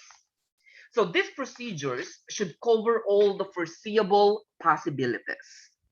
Procedures that should cover the routine day-to-day activities of the organization, as well as the non-routine, the occasional, or a one-off activities, as well as any foreseeable emergencies that might arise, in the workplace. Okay, so we will talk about the requirement of safe system of work in detail when we are in the element number 3. Next, number 4, training and supervision. Class, the workers must be able to carry out the necessary procedures. You develop policies and procedures. Now, those procedures needs to be carried out by the workers. And the employers have a duty to provide appropriate training so that the workers are aware of the hazards and risks inherent in their work, as well as the safe system of work and the emergency procedures. So this training can be reinforced by providing information, by providing instruction. Okay, so that should be the thing that needs to be taken in the organization. Okay, the employers should also supervise the workers to ensure that they are carrying out their work with a minimal risk to themselves as well as to the others. This does not mean actually that supervisors have to stand and watch every worker at all times. They just have to provide an adequate level of supervision. All right, that is the requirements the employers needs to provide. Lastly, competent workers. Employers needs to ensure that all of the workers, okay, that includes supervisors, managers, are all competent. So when we say competent, class, being competent means that each person has a sufficient skills, knowledge, ability, training, and experience to carry out their work safely and without risk to health. All right, so that is the societal expectations, ensuring that a good health and safety standards are implemented. A number of countries actually establish a employer's common law, duty of care, which is owed to all workers. Like, so for example, in United Kingdom, the employer's duty of care is a common law that has been established for some time. And this obligates the employer to take reasonable care of those that might foreseeably be affected by its acts and omission. And in many countries, the duty of care is now enshrined in a national law with criminal and civil penalties for non-compliance. Let's say, for example, here in the Emirates of Abu Dhabi class, we do have a management system called OSHAD system framework. Maybe some of you already heard OSHAD, right? Who are familiar with the OSHAD requirements? Anyone? Can I see the hands of those who are familiar with OSHAD system framework? Can you raise your hand there in your application? Do you know where to click on the application for raising the hand? Okay, like so for example, raise hand. This is the one. Okay, can I see those who are actively listening and actively participating in the class? I cannot see. Okay, Mr. Jawad is there, Mr. Ron, Mr. Roger. What about the others? I think they are all sleeping. Oh my God. Where are they? Not sleeping. Huh? Mr. Otpal. Okay, Yes. what about the others? Mr. Bright Okati. Swatish is there. Mr. Joseph. Akshay. All right, seems like they are sleeping already. Why is like that? Okay.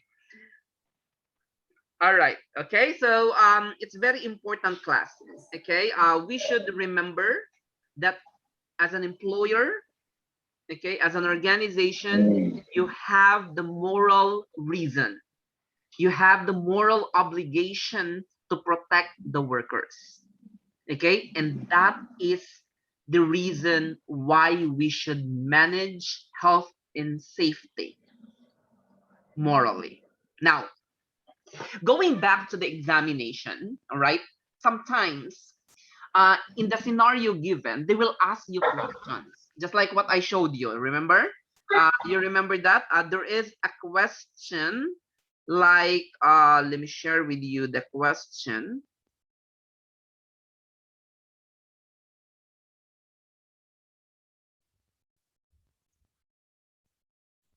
All right, here. There is an example of a question related to moral reason.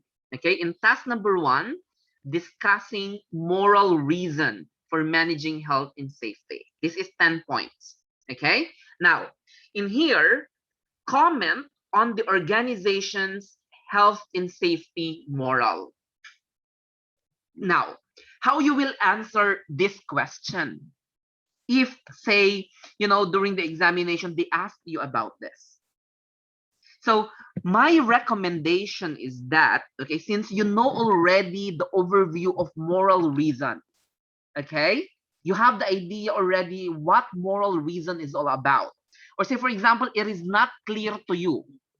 You may wanted to understand moral reasons for managing health and safety in the study materials that was provided unto you. You may wanted to refer to the training slides materials that was published in your account.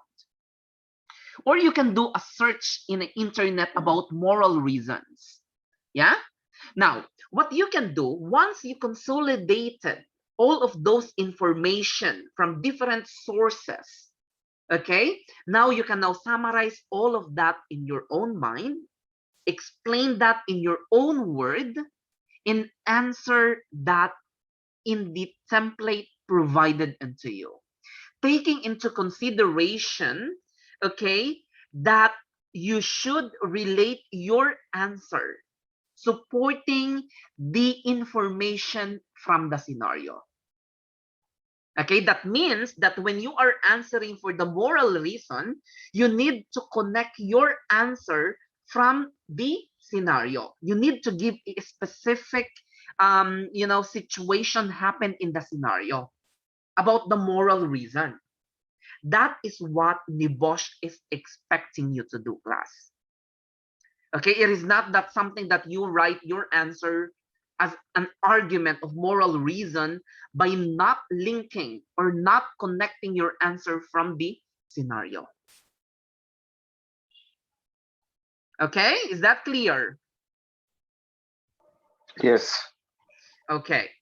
Yes, it's clear. Sometimes, class, okay, there are questions that they will related to financial reason, to legal reason, depends actually on the question. But in the sample that I have provided you, they ask you about commenting the moral reason of managing health and safety based on the scenario given.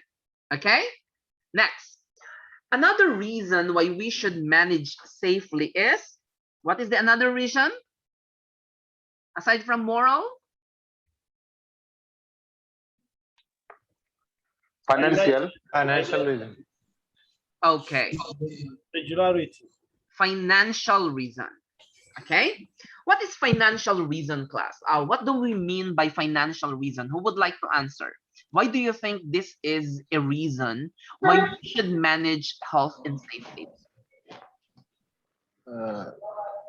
Sir, I think so. If somebody hurt on the location, so we have to take care of his health. We have to arrange a car and ambulance and take him to the hospital, and all these kind of expenses expended on the worker is all cost to us. So it can help us to save some financial finances. All right. Now, financial cost of the incident. One of the financial reason, to manage safely.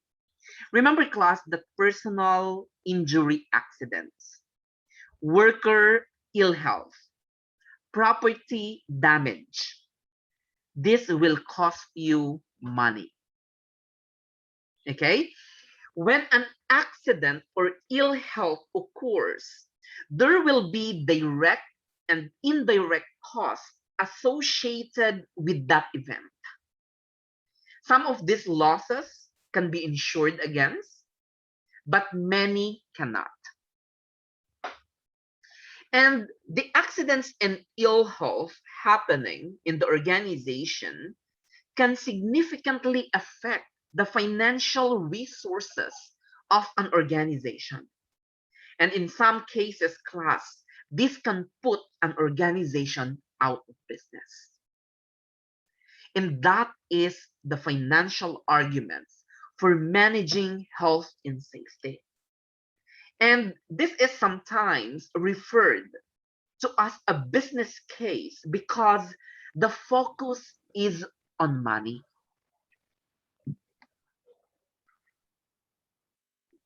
Imagine someone is injured in the workplace. Well, there is a cost associated to that, correct? You will send that person to the hospital. If you send the person to the hospital, maybe some of the costs will be insured by the insurance. Some of the costs may not be insured by the insurance.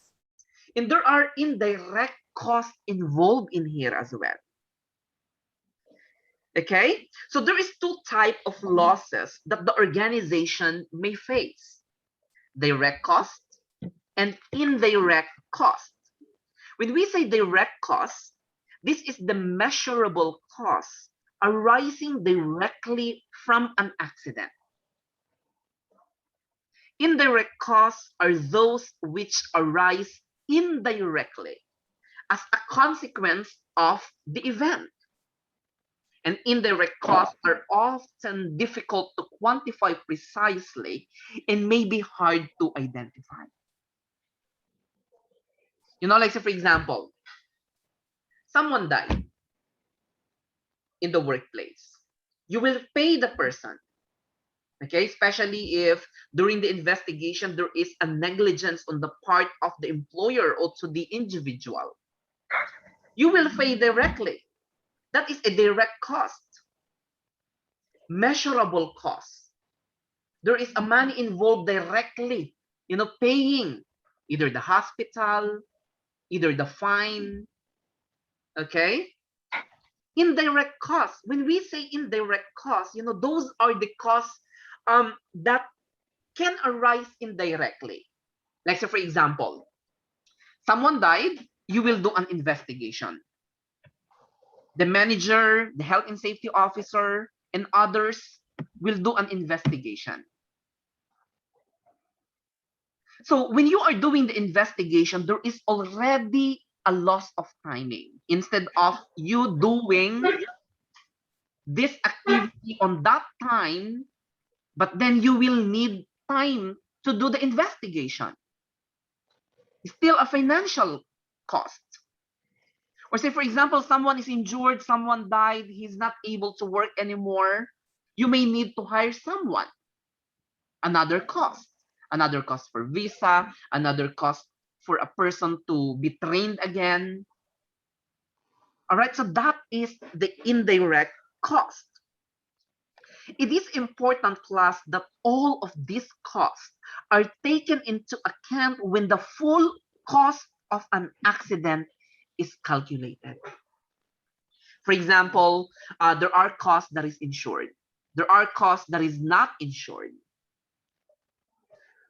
Compensation, for example, sometimes this is insured. Like, say, for example, a claim for compensation made against the employer by the employee.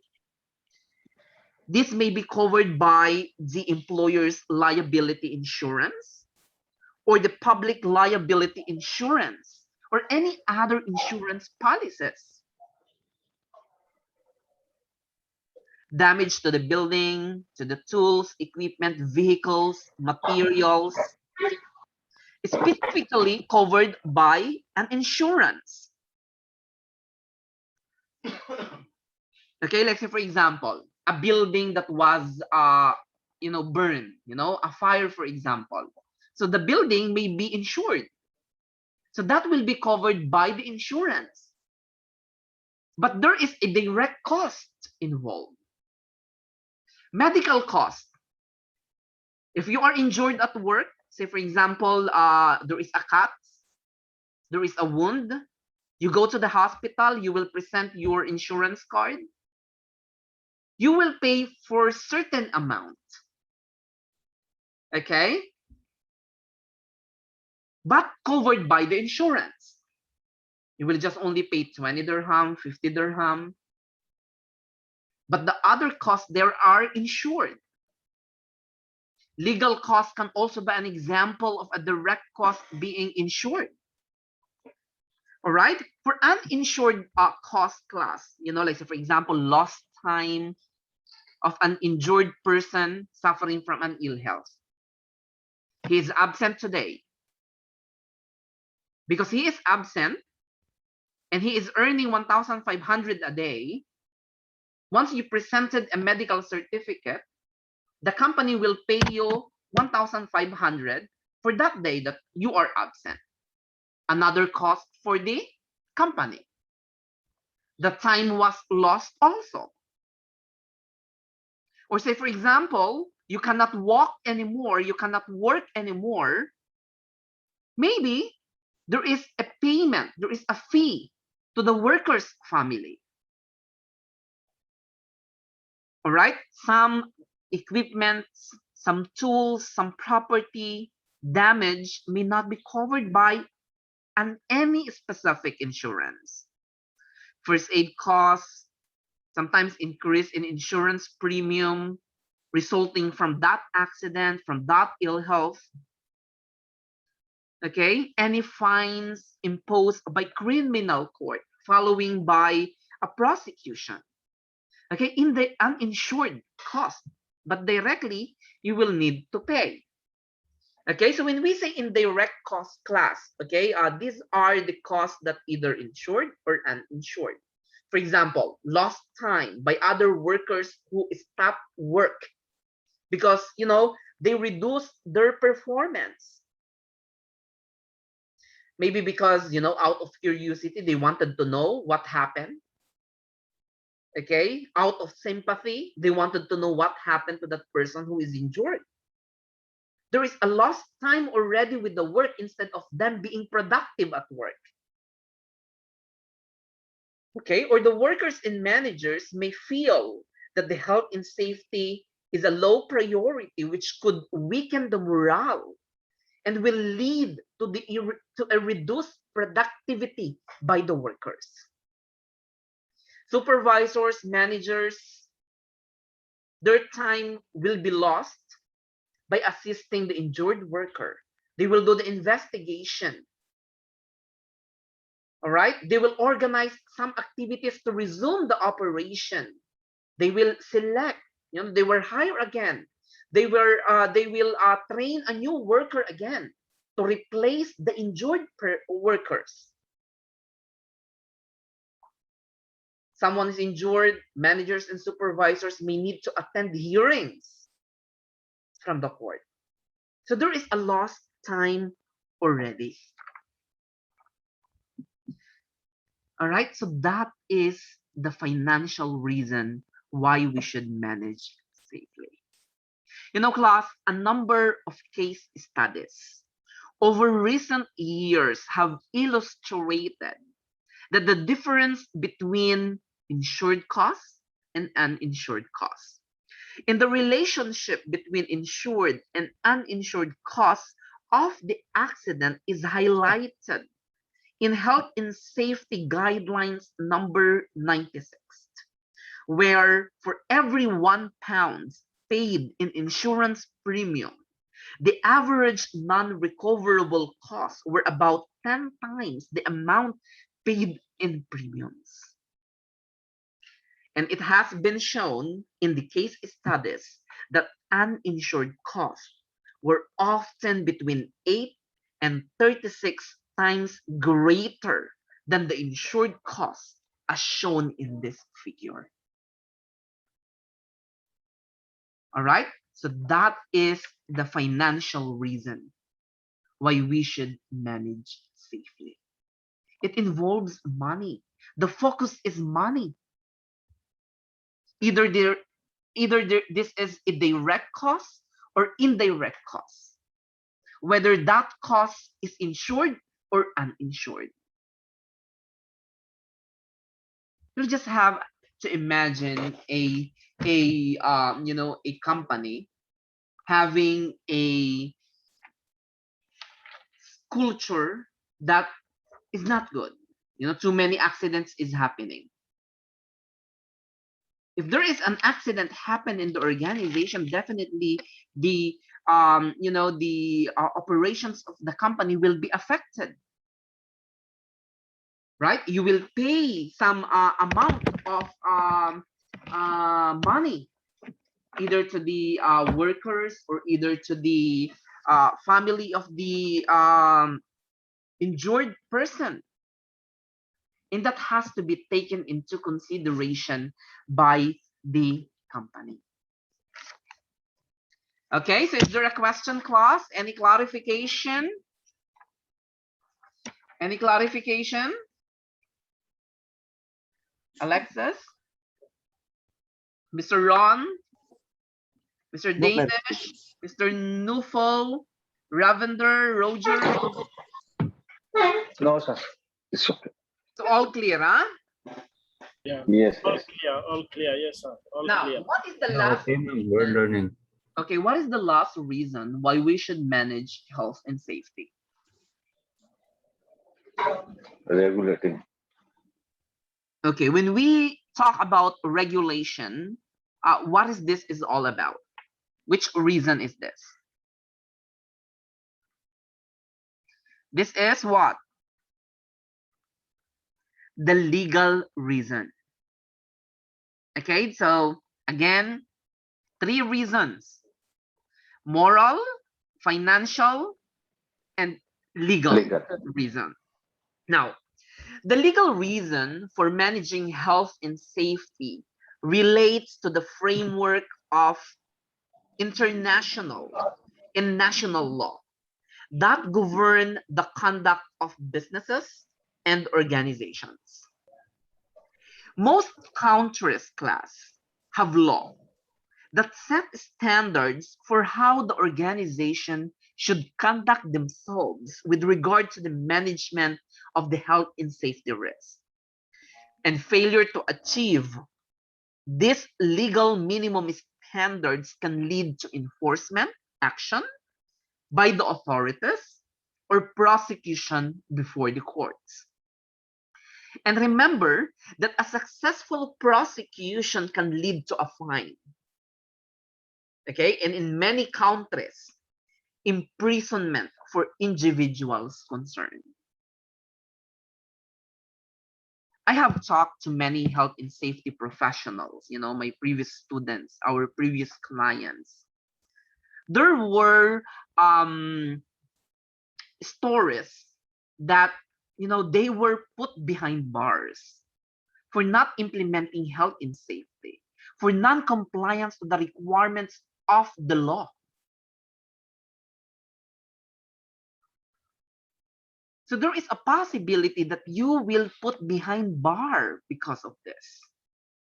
It is not about me trying to, scare you because you're going to health and safety field. No, it is not.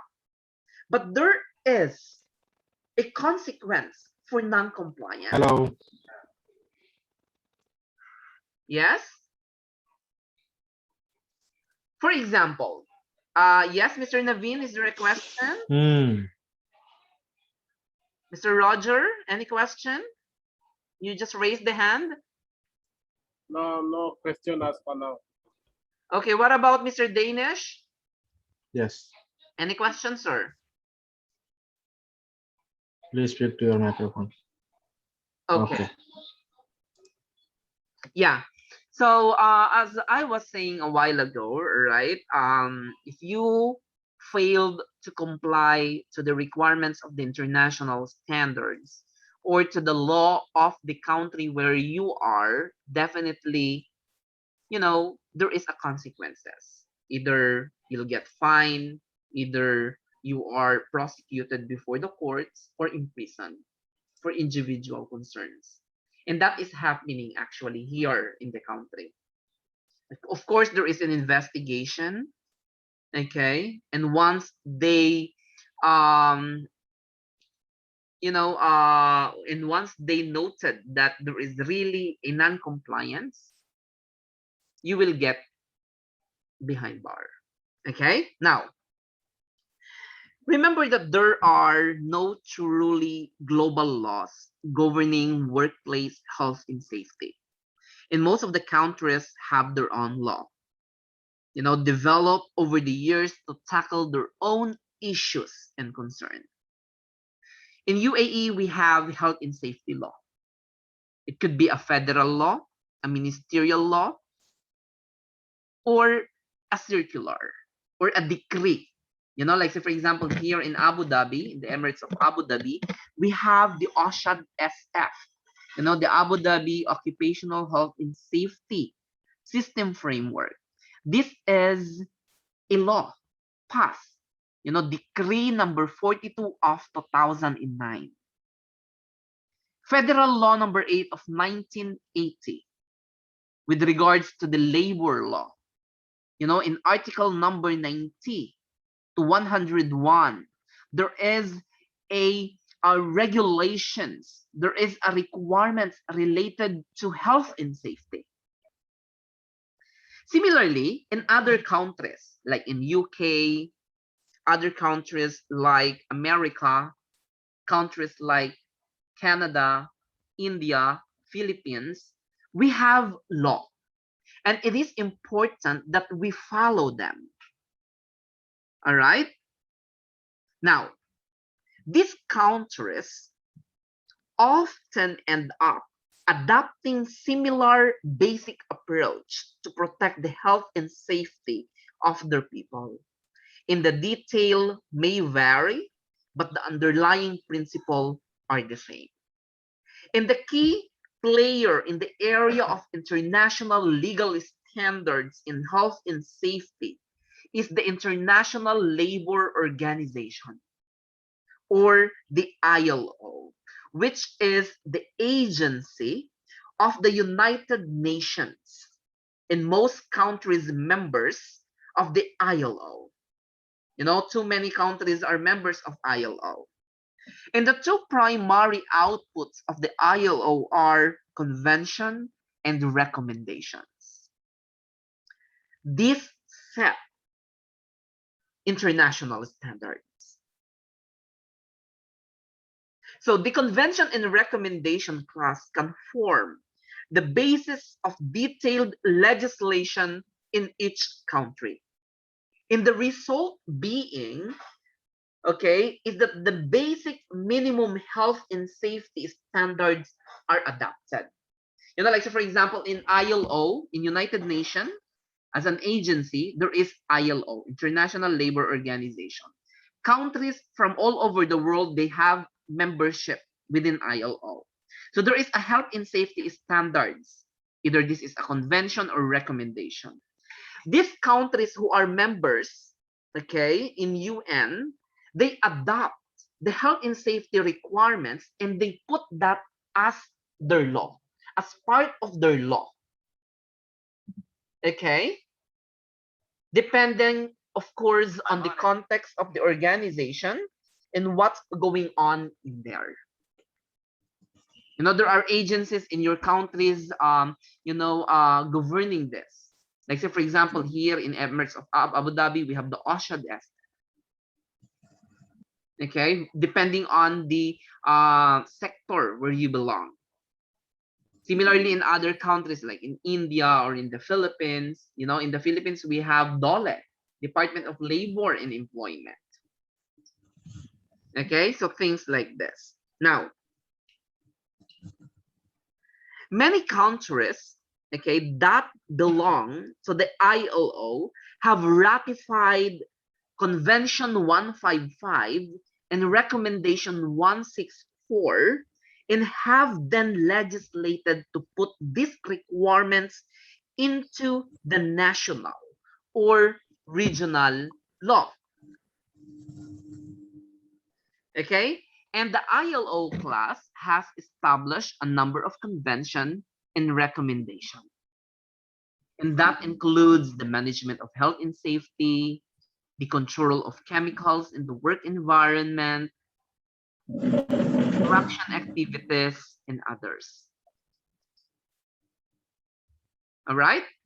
So this ILO C155 in the year 1981, okay, they ensure that the requirements of health and safety are set into a national law.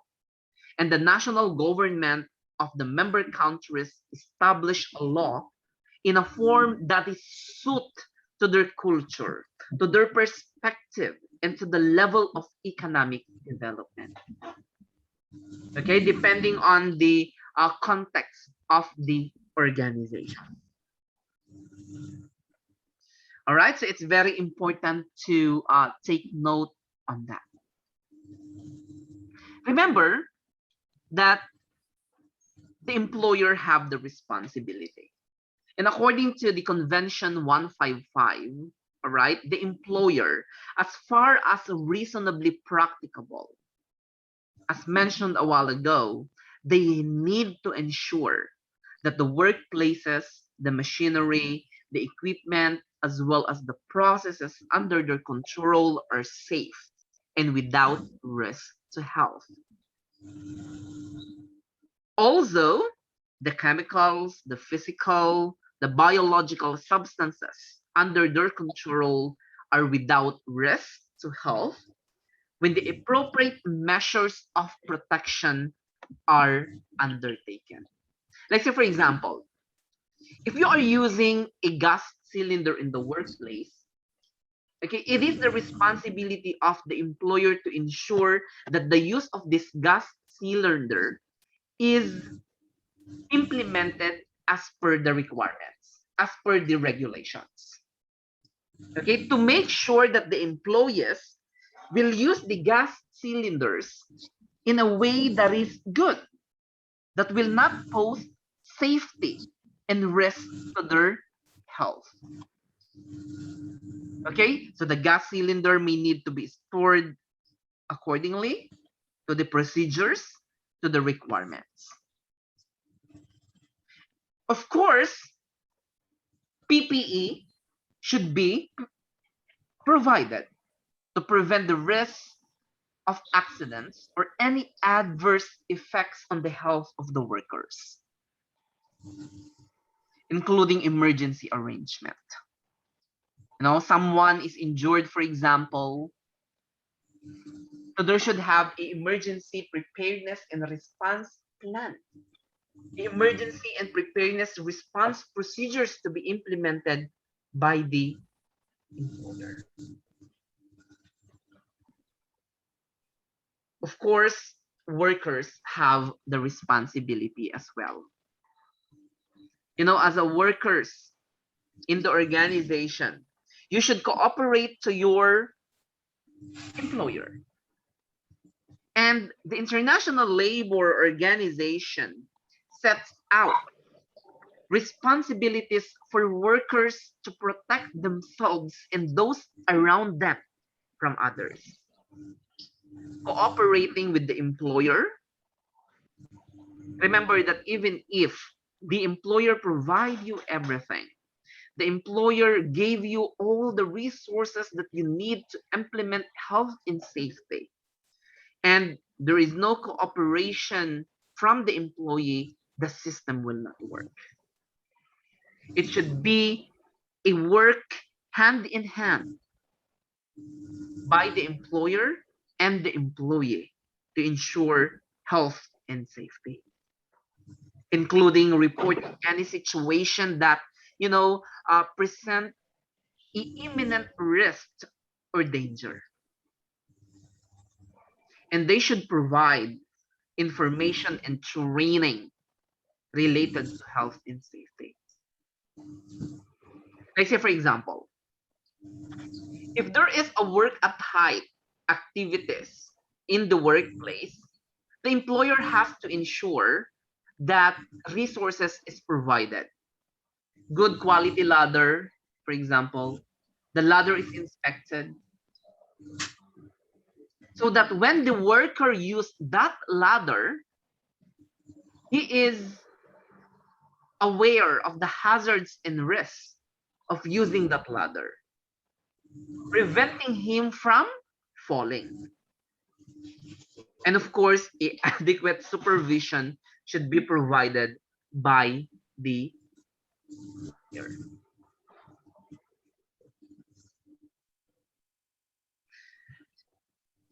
All right, so that is the legal reason of managing health and safety in the organization. With regards to the role of enforcement agencies, class, okay, remember that there is no harmonized global standards for the enforcement of health and safety law. So the legal and enforcement system vary between countries. Like for example, here in UAE, we have enforcement agencies.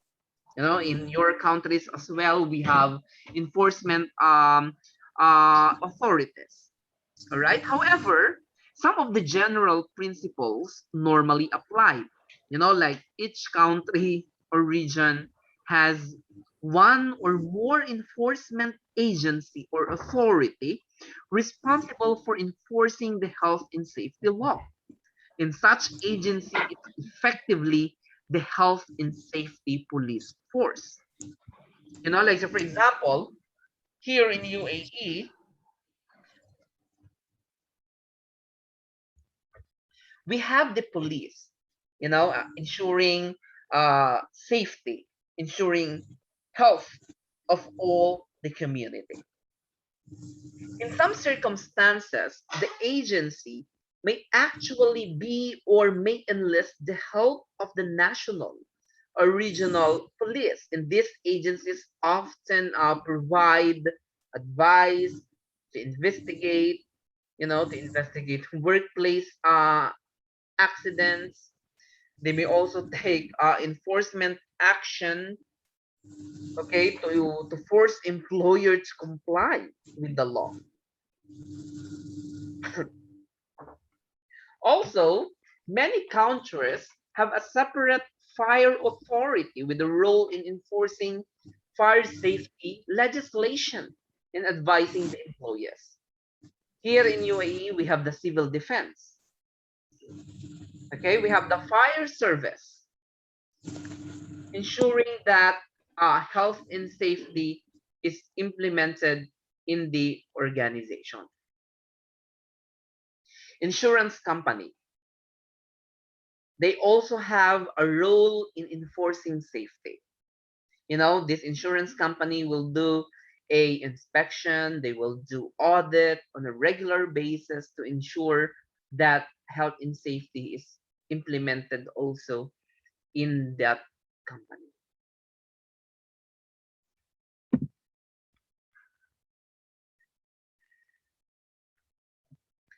And also, class, all right, the enforcement agencies are given a range of power, assisting them to carry out the role. For example, they can actually enter to the premises of the organization with the police officer or any other authorized person to examine, to investigate. They can take photograph, take some kind of a measurement or recordings, or may order a test of an article or substances that have or likely to cause danger. They can take possession of any articles and substances for examination and evidence. They can also inspect statutory books, check any documents,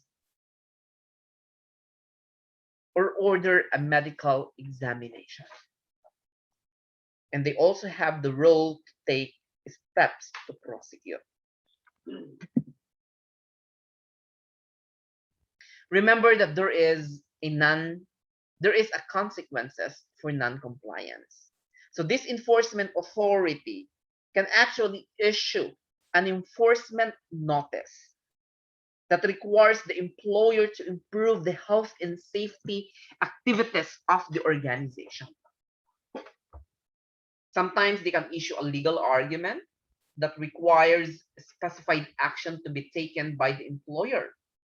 Like, for example, they may require the employer to ensure that all of the workers are trained,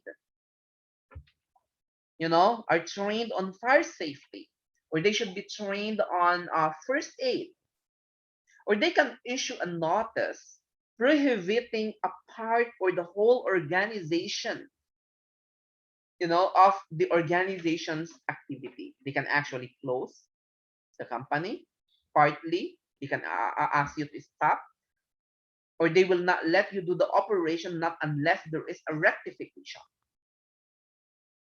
or they can withdraw your license to operate a specific activity. Of course, some consequences also, like a fine. They might issue you a penalty, okay, without the need to prosecute in a criminal court. Okay, like, so for example, they will issue you a notice. You are hereby mandated to pay this certain amount for non-compliance, like this. Okay, or any action to prosecute the employer in a criminal court, resulting in prison sentences, fine, continued prohibition of unsafe action until the risks are improved, and prevention of people involved holding a controlling role in a company. That is the consequence of non-compliance. All right, so it's very important, class, that we follow the regulations, we follow the law, because there is a possibility that if you fail not to comply with the requirements, okay, that is the legal reason. So your arguments, of course, okay, needs to be documented, okay, in some cases to the examination, especially for IG2 report. They might ask you what is your arguments for the moral, legal, financial, okay, based on your report. We will further discuss that when we are in IG2, because in IG2, once you completed your risk assessment, you need to give your uh, justification for the moral, financial, and legal. And each of the action that you have selected, okay, needs to be provided a specific legal arguments, okay, based on the ILO convention and recommendation. And you can also include country specific legislation or any code of practice that is relevant to the action that you have mentioned in your risk assessment report. Any question, class? Any clarification? No, No, no. sir. All clear? All right. All If are there's clear. none, all clear. let us have a short break, okay, for 15 minutes. I know some of you maybe are feeling sleepy, okay. So this time you can go and prepare a coffee and then come back after 15 minutes, okay, so that none of you will sleep in my class. So for 15 minutes, let us have a break. Okay, it's 1:55 Okay. now. I'll meet you at 1:10. Okay, 2:10. Okay, sir. 210. Thank you. Thank you. See you soon.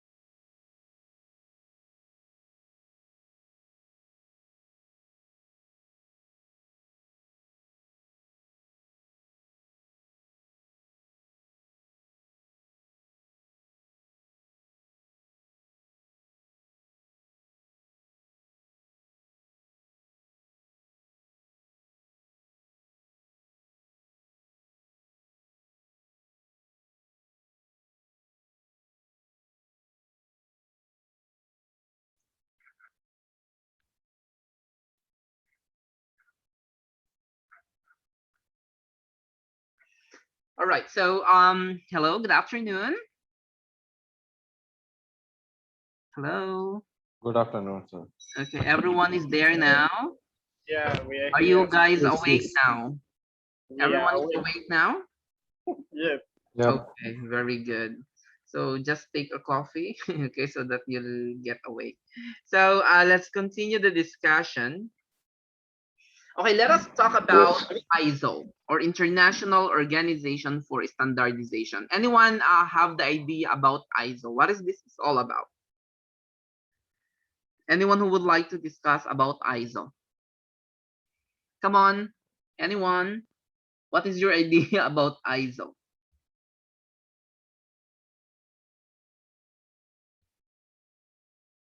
So all of you don't know about ISO.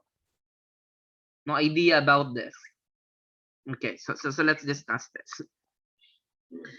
When we say ISO class, or International Organization for Standardization, okay, this is actually the world's largest developer of a management standards.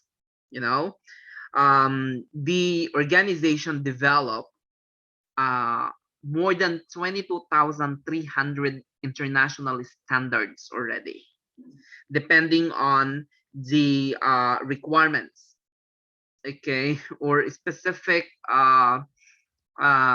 field the organization requires. You know, like, so for example, it could be quality management system, environmental management system. Okay, so there are internationally recognized standard for health and safety. Like, so for example, we have ISO 45001 2018. Okay, so these are all the international standard being developed by the ISO. So this was founded in the year 1947. Okay, and there are members from all over the country, and as of today we have 155 members. Okay, in one country there is an agency representing in the uh, ISO development.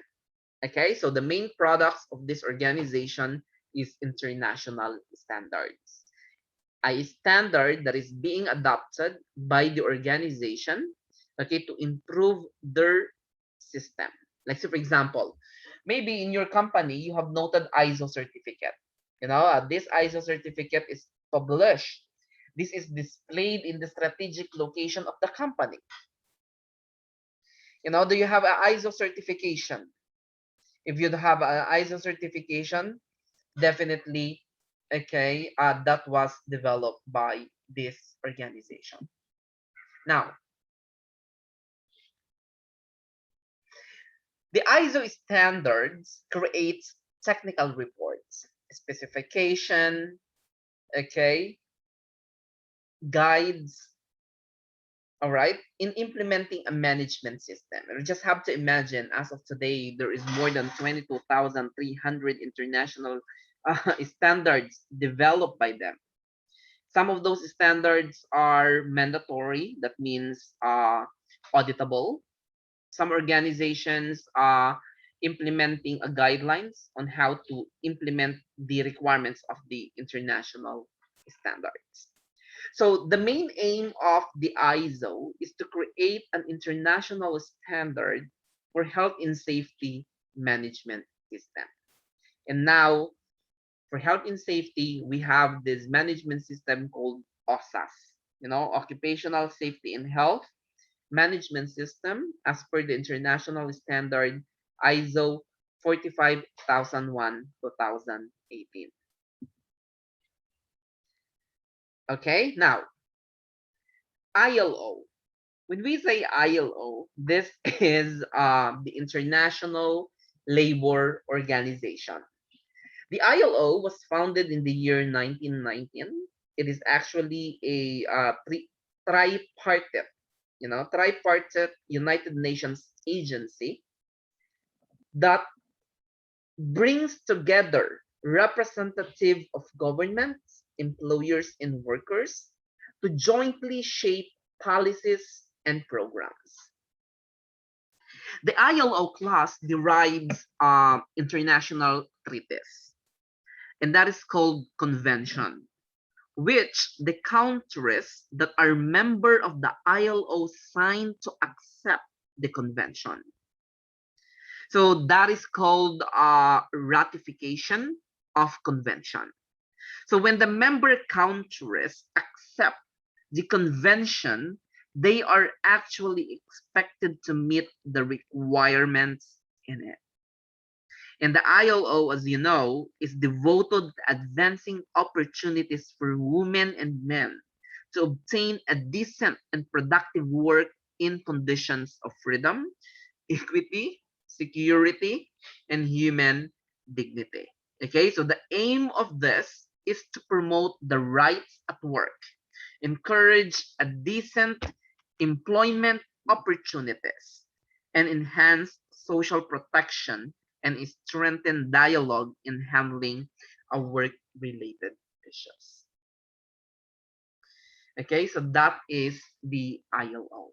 And as I told you a while ago, all right, throughout the discussion, throughout the inspection report for IG2, you should be familiarized yourself with the requirements of convention and recommendation for ILO. There is a website, www.ilo.org, okay, to get to know more those conventions and recommendations. Now, another sources of information on national standards in health and safety includes the national legislation. And like, so for example, in UAE, there are legislations in a form of a federal law or a ministerial law, could be a circular or a decree. Okay, some sources of information may be gathered from an official government guidance, code of practice to support the legislation. Okay, let's say for example, in OSHAD system framework, there are code of practice. How many code of practice in OSHAD? 54 code of practice. Okay, let's say for example, depending on the activities in operations the entity has, okay, there is a specific code of practice that might be applicable to that operation. Example, you will do an excavation today. We have a code of practice for excavation. You will have a working at height operation. There is a code of practice for working at height. Code of practice number 23. Okay, so it is important that those are referred to, okay, as a source of information for those entities implementing health and safety. Now, the information on national standards can also be obtained from the relevant national regulatory bodies who publish guidance documents which provide information on the legal standards required. Remember that many of the regulatory bodies have websites which are valuable sources of information, such as, for example, the HSE, the Health Safety Executive in United Kingdom. So you can get a lot of information by accessing the www.hse.gov.uk. OSHA in the US, okay, European Agency for Health and Safety at Work in European Union. Or in Australia, you can also get a lot of information in their website, commerce.wa.gov.au. So what I'm just trying to say here, class, is that, you can refer to the sources of information when you are implementing health and safety in the organization. Even when you are doing your report for IG2, okay, you can gather a lot of information from this website. You can get a lot of information from these sources of information. Or you can also visit the website of OSHAD, www.oshad.ae. That can also be helpful for you as an organization to uh, come up with a good report, okay, for your IG2. Okay, so it's very important that we should refer on those documentation. Is there a question? Any clarification, class? All clear. No, sir. Now, let us talk about legislation. It could be an act, a decree, okay, regulation, or orders. The source of information on national standards for health and safety is the legislation created by the country to regulate their health and safety nationally. Okay, it could be in a variety of form depending on the country in the structure by which legislation is created. Example, decrees. Like in OSHAD, we have the decree number 42 of 2009, or a circular, or an order issued.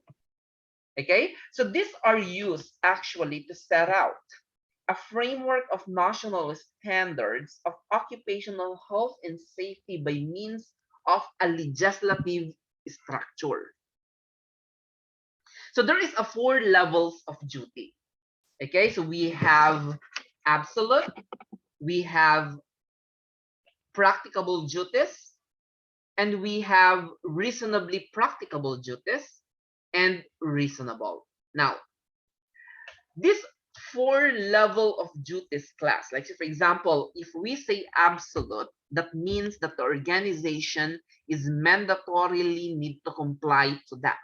Okay, he do not allow choice to take no allowance of how much effort to meet them. Okay, that means this is a mandatory requirement. Whether you like it or not, you need to implement. Okay, because it's a must. It is a shall, mandatory requirement. Practicable duties, okay, like say for example, to an extent only limited by the current state of knowledge and invention, irrespective of any cost or difficulty. And of course, reasonably practicable duties. That means that the employer are entitled to balance the cost of action to comply with the requirements against the rest. And the cost of action to comply may include the time, the trouble, as well as the money. Okay, they need to balance the cost. Is it reasonably practicable to implement this? If the risk is this, okay, but then maybe there is a time needed to implement this. Okay, you need to assess. Or reasonable. Reasonable requirements are those requirements that might normally be expected by an average person taking care of what they are doing. And of course, we have a code of practice and official guidance. In many countries, class, there are legislations that establishes requirement for health and safety. Okay, and because the legislation may not provide sufficient detail to enable employers to meet the requirements, now the agency has to provide a national standard or approved code of practice and official guidance to assist with the compliance. If you go through to the website of OSHAD SF, like say for example, I'm gonna show you a website, okay, for OSHAD, because this is also a good source of information that you can refer. Go to the website. For example, here, just click on OSHAD, okay, OSHAD in your Google. Now, open the documents here. You can see some legislation actually. Let's try to open from here. All right, so here, for example.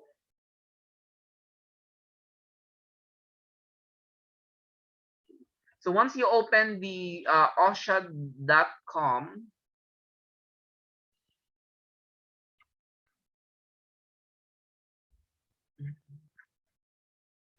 that's this one, oshad.ae.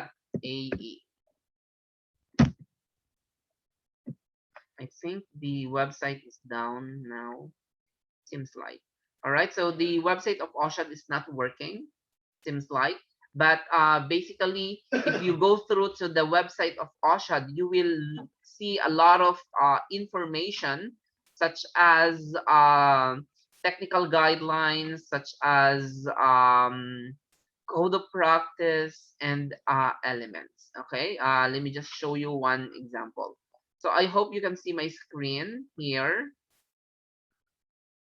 Okay, so this one, for example, you will see code of practice.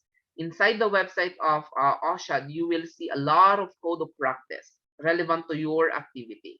So there is 54 code of practice. Like, for example, occupational noise. What is the requirements for occupational noise? What is the requirements for first aid? What is the requirements for workplace wellness? The requirements of violence in the workplace, manual handling, okay, safety signage. So all of these requirements are mentioned in the code of practice, okay, and this can be very helpful when you are implementing this in the company. Okay, so if you are in a health and safety field already, you can go ahead and implement all of these requirements since you are in the Emirates of Abu Dhabi. So if you are in other country or in other Emirates, there are specific health and safety requirements there also. You know, like, so for example, in Dubai, we have the Turkish requirement like this. Okay.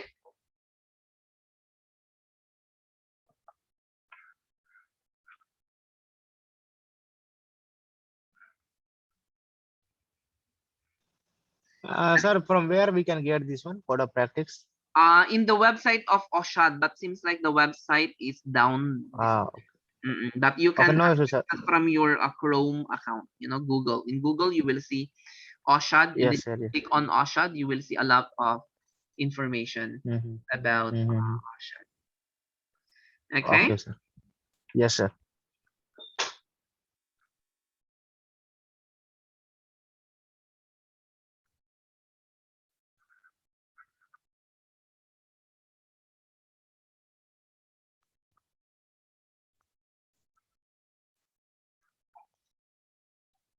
All right, now let us discuss who does what in the organization. Okay, so now in here, this is now the roles and responsibility. Okay, that we should take to consider in the implementation of the health and safety management system. But remember, class, okay, that the responsibilities needs to be defined, needs to be documented, okay, and implemented. Now, what is the responsibility of the employer? So when we say employer, either this is a person, okay, could be like, so for example, your employer could be the top management of the company, general manager, for example, or managing director, or CEO, or the whole organization where you are working.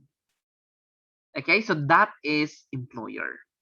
So the employer in this context is normally a organization such as a company, or could be referred to as a corporate body. Okay, so that is the definition of the employer. In health and safety, the employer have the responsibility. And those responsibility includes providing a safe place of work. They should provide a safe plant and equipment. You know, those machineries, those equipments needs to be tested, needs to be maintained, needs to be serviced. Okay, a safe system of work. You know, policies, procedures, permit to works, signages, supervision, all right, training, competency of the staff. They need to ensure all of this are provided. That is the responsibility of the employer. In a company, depending of course on the organizational structure, okay, you may have directors or a senior manager. You know, the directors of the company have a delegated responsibility, ensuring that a proper conduct in the company is implemented. Their responsibility, of course, the directors and senior managers to fulfill legal responsibility for health and safety. A policy was defined, resources are provided for safety arrangement. Okay, when we say resources, it could be in a form of a money, it could be in a form of a training, or it could be in a form of infrastructure or buildings. Okay, resources should be provided. Of course, the directors, okay, should ensure that there is a management structure and leadership is provided by the senior management. Now, the senior manager of the company are also accountable to the board of directors. And what is their accountability? Monitoring on the implementation of the safety policy document, allocating resources for health and safety procedures, the measures, training as necessary, and ensuring that lower level of management give priority to health and safety. You know, at times, health and safety is not a priority for a company, which is actually happening nowadays. You know, it's a last priority sometimes of the organization. They tend to ignore health and safety. So there should have a commitment. Okay, there should have a leadership provided to the organization through the top management. Of course, middle managers, you know, supervisors have the responsibility to ensure that the policy is monitored, that the policy is reviewed, safe system of work are implemented, the safety equipment being used is properly maintained and used. All of the workers are trained, they are competent to do the job they are assigned to. Of course, workers do not create risk to others. Contractors, subcontractors you hired, you know, the external providers should work, okay, not putting others at risk.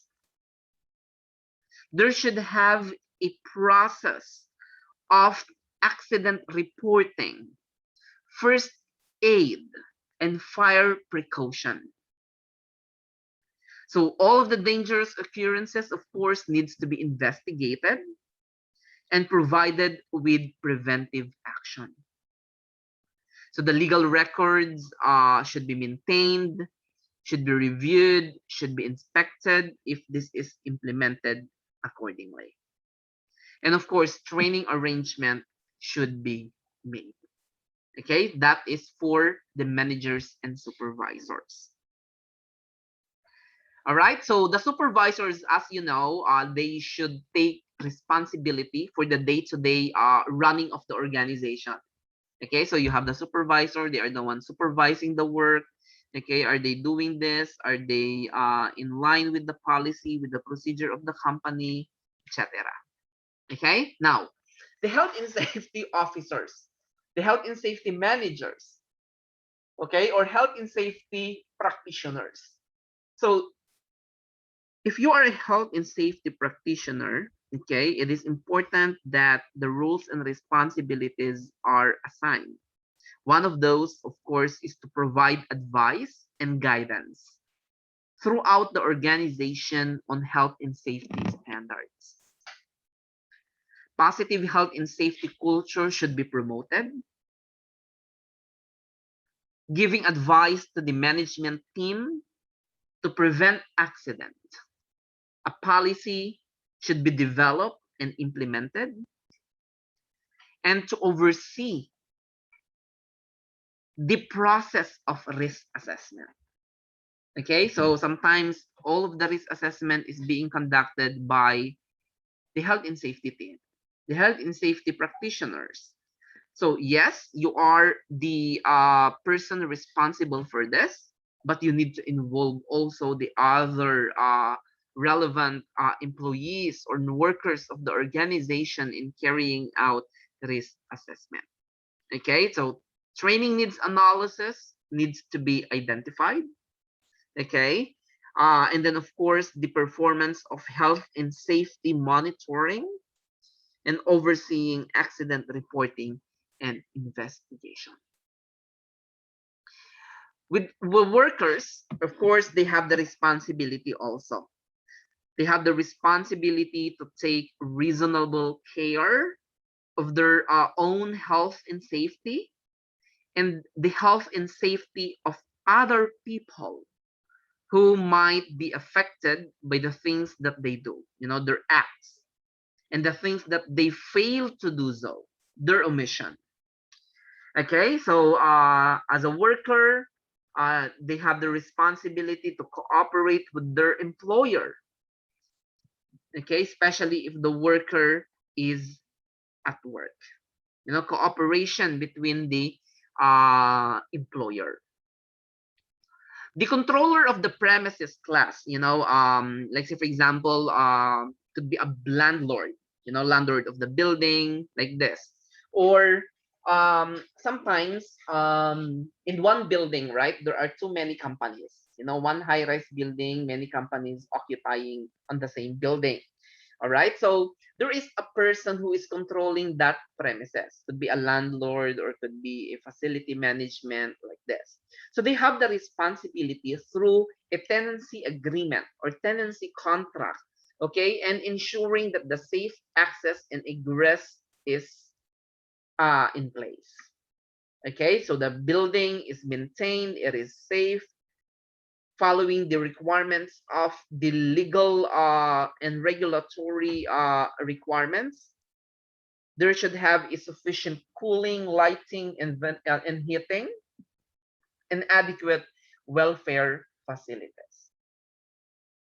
Again, what is welfare facilities? Do you know what is welfare facilities? What are those? Basic welfare facilities class. Restroom. The minimum facility. Yes. Provided to the workers. Okay, what are those facilities? Restroom. Restroom, yeah. Toilet, drinking Toilet. water. Okay. Dining Food room. store, first aid facility. Yeah, all are these. Okay, so provision of first aid and others. Okay, so it's very important that adequate welfare facilities are provided as well. Self-employed. So when we say self-employed class, okay, they actually have the similar duty with the employer. Sometimes they have their own contract. Freelancer, as they said, like they have their own contract. So that is self-employed. Okay, so they owe a duty to themselves as well as to the others, and they should take reasonable care to protect their own health and safety in carrying out their business, and take reasonable care to protect the health and safety of others affected by their work. Okay, the manufacturers, the suppliers, the designers, as per the ILO Convention 155, Article number 12, they places an obligation on a national government to legislate and control the designers, the manufacturers of articles and substances. So like say for example, those who are supplying plant and equipment, they have the responsibility to ensure that they are adequately designed, it is constructed and tested so as to so as to be safe for their intended purpose and come with an appropriate instruction. Did you notice sometimes when you are purchasing, when you are buying a equipment, a machinery, a laptop, for example, along with that, there is a work instruction, how you will use this, how you will open this. All right. So this is the responsibility of the manufacturers. Okay, so that when the workers will use that machinery and equipment, okay, they can use that as a reference to work safely. For the chemicals, for the substances involved in the supply chain, so these manufacturers and suppliers have the responsibility that they are appropriately tested so that their hazardous properties are understood. They are packaged and labeled and should have a appropriate information in a form of an MSDS or Material Safety Data Sheet, MSDS. Okay, so it's very important. So whenever you are purchasing a chemicals, any chemicals, okay, so along with that, you can request for a copy of the MSDS so that when the worker will use that that chemical, okay, he is aware what would be the hazards and risks of using that chemicals. All right, so any question, class? No, sir. All clear, yeah? Now, Yes. for the contractors, sometimes organization may outsource a work, a job to a contractors or to a subcontractors. Okay, so these contractors are responsible for their own health and safety and the health and safety of others who might be affected by their work activities. Okay, so the difference between a contractor and the client is that a contractor is a person or organization engaged to undertake certain work on behalf of a client, but not under the client's direct supervision and control. While a client is a person or organization who engage a contractor. Okay, so that is the difference of these two. Now, whenever you are selecting a contractors, there should have a criteria. Sometimes maybe the organization may not have the capability to do such work. What will happen is you outsource an external provider, a contractor or subcontractor. So as a company, when you are selecting a contractors or subcontractors, they should follow and meet the requirements that you set out related to health and safety. Like, say, for example, you may request for a copy of the policy of that company, okay, to ensure that they have a health and safety policy. The commitment is there from the top management. You may want to request copies of risk assessment, particularly to the activity, okay, any qualification, any training records of staff to ensure competency, or maybe any membership of professional organization. Like, for example, the company may be an ISO certified company. So you may wanted to request for an ISO certification. Any records of maintenance, certificate of calibration, maintenance report of the equipment. You may wanted to request list of the clients they work for. Okay, any accident history, the records of accidents and incidents happening in the organization, right? Any records of enforcement action taken by the authorities against them. Any proof of adequate resources, like, say, for example, does the contractor, subcontractor have safety officers? Do they have a health and safety team? Do they have competent people to do this work? Insurance details may need to be requested also.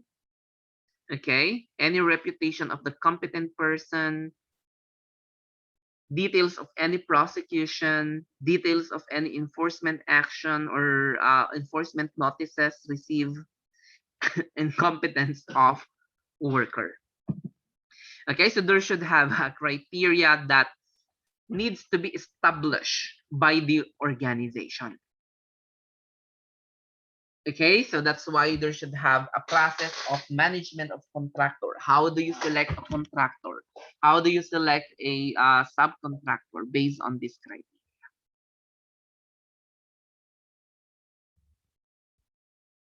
Okay, any question?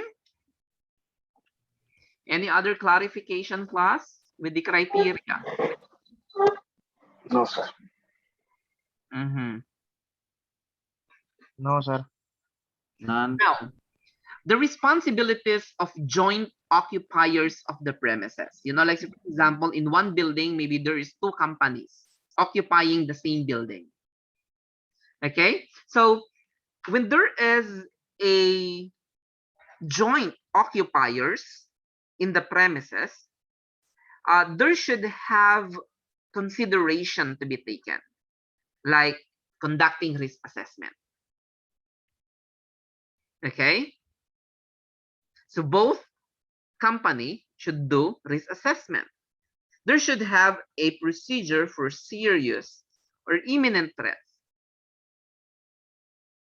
fire evacuation arrangement, and they should share information of risk to their workers' health and safety. Remember, class, for example, 2 companies in the same premises. Okay, one company is dealing with dealing with supply and storing hazardous chemicals. One company is a service company, a training company, for example. So both companies needs to share their risk assessment. Okay, so that the others will be informed in case there is an emergency. If there is a risk, everyone is informed. Okay, everyone is safe as well. So it's very important that these are implemented, that these are available in the organization. So that ends the element number 1. Okay, what is element number 1 again? Element number 1 is why we should Manage health and safety. Element number 1 talks about why we should manage workplace health and safety. Health and safety. Exactly. Okay, so element number 1 is about why we should manage health and safety. Okay, so is there a question? Any clarification, class? Any question, any clarification with regards to the element number 1? So again, in element number 1, we have understood, okay, that there are reasons, too many reasons, in fact, to manage health and safety. But then we justified the 3 reasons of managing health and safety. So what are those reasons? Mr. Swatish, can you please give 1 reason of managing health and safety? Moral, legal,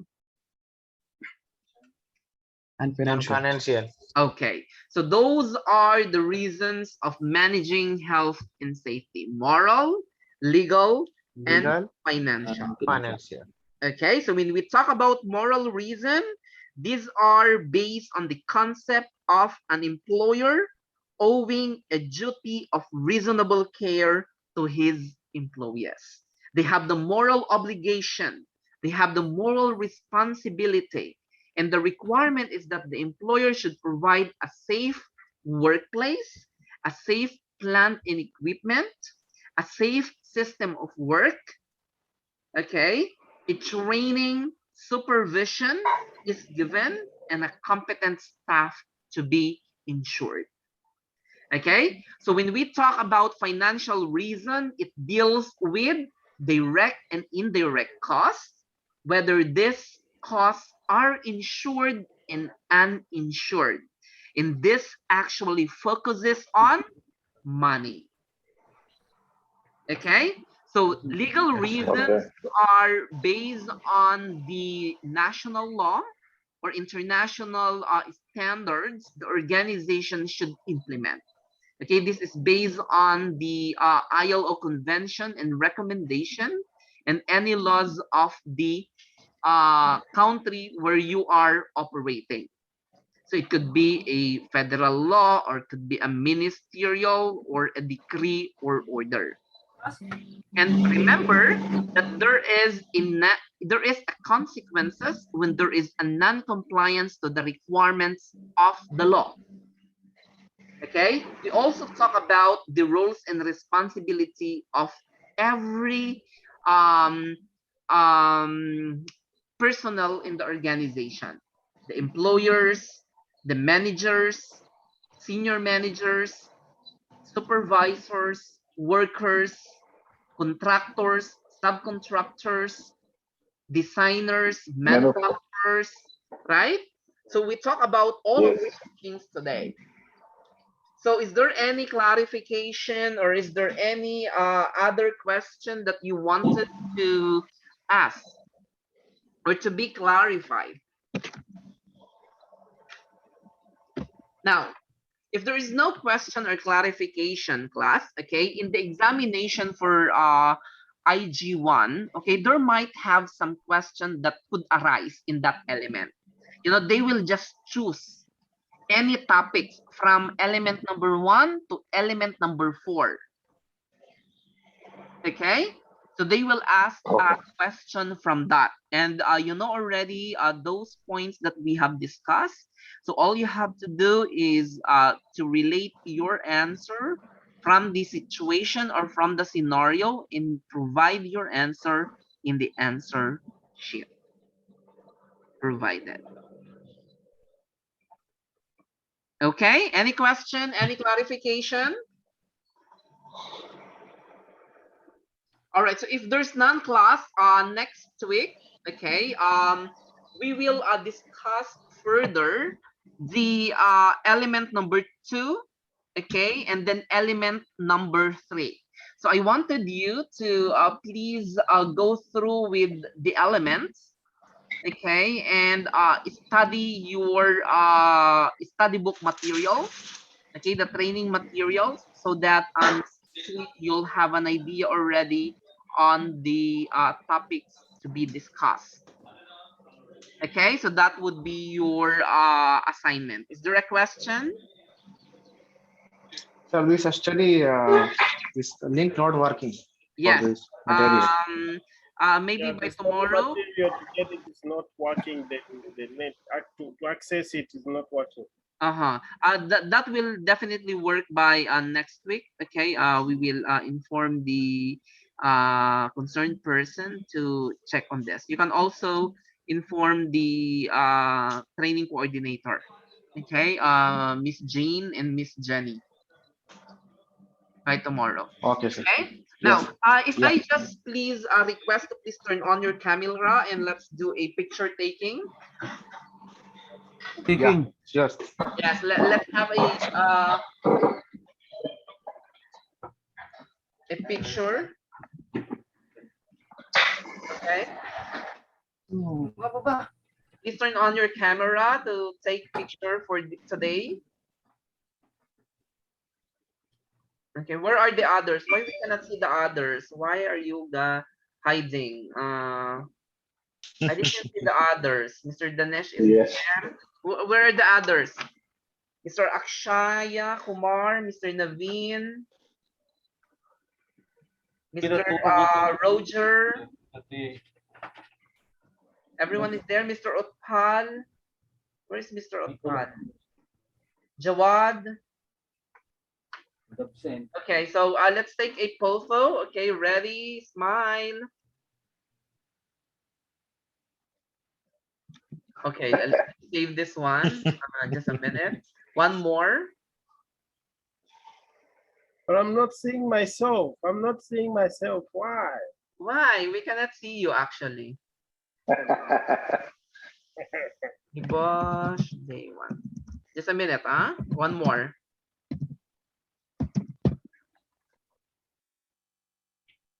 Okay, so one more, smile. Where is Mr. Jawad and Mr. Utpal? We cannot see them. Yes, yes. Can you see me? No, I don't know. your camera is not working, I guess. Can you see me? Yeah, we can see you, Roger. Okay, ready? Smile. Okay, so let me just save this once more. Okay. Ate Filipino.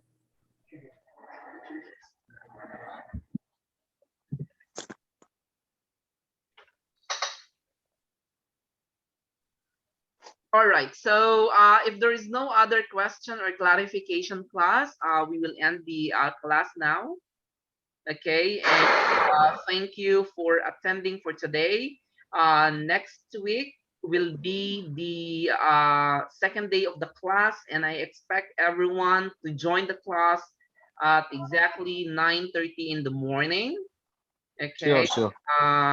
and we will continue the discussion for element number 2, proceeding to element number 3.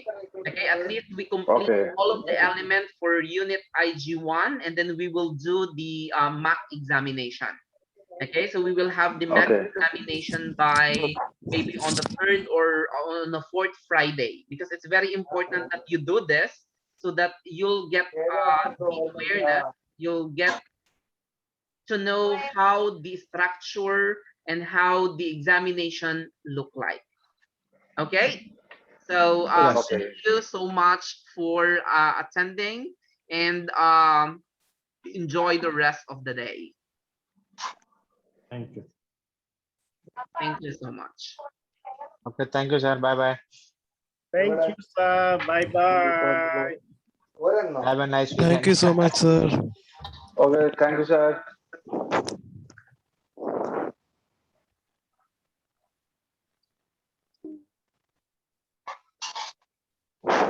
Bye, guys. See you on Friday. Bye-bye.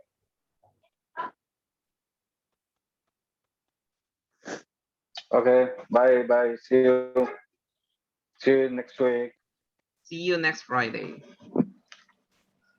Yes.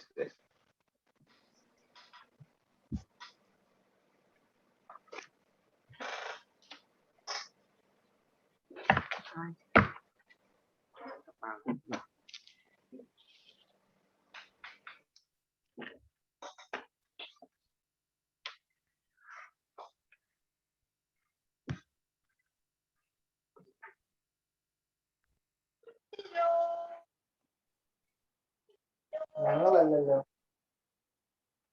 പാവ മാത്രമല്ലേ കൊടുത്തു അപ്പൊ നീ കുളിക്കൂല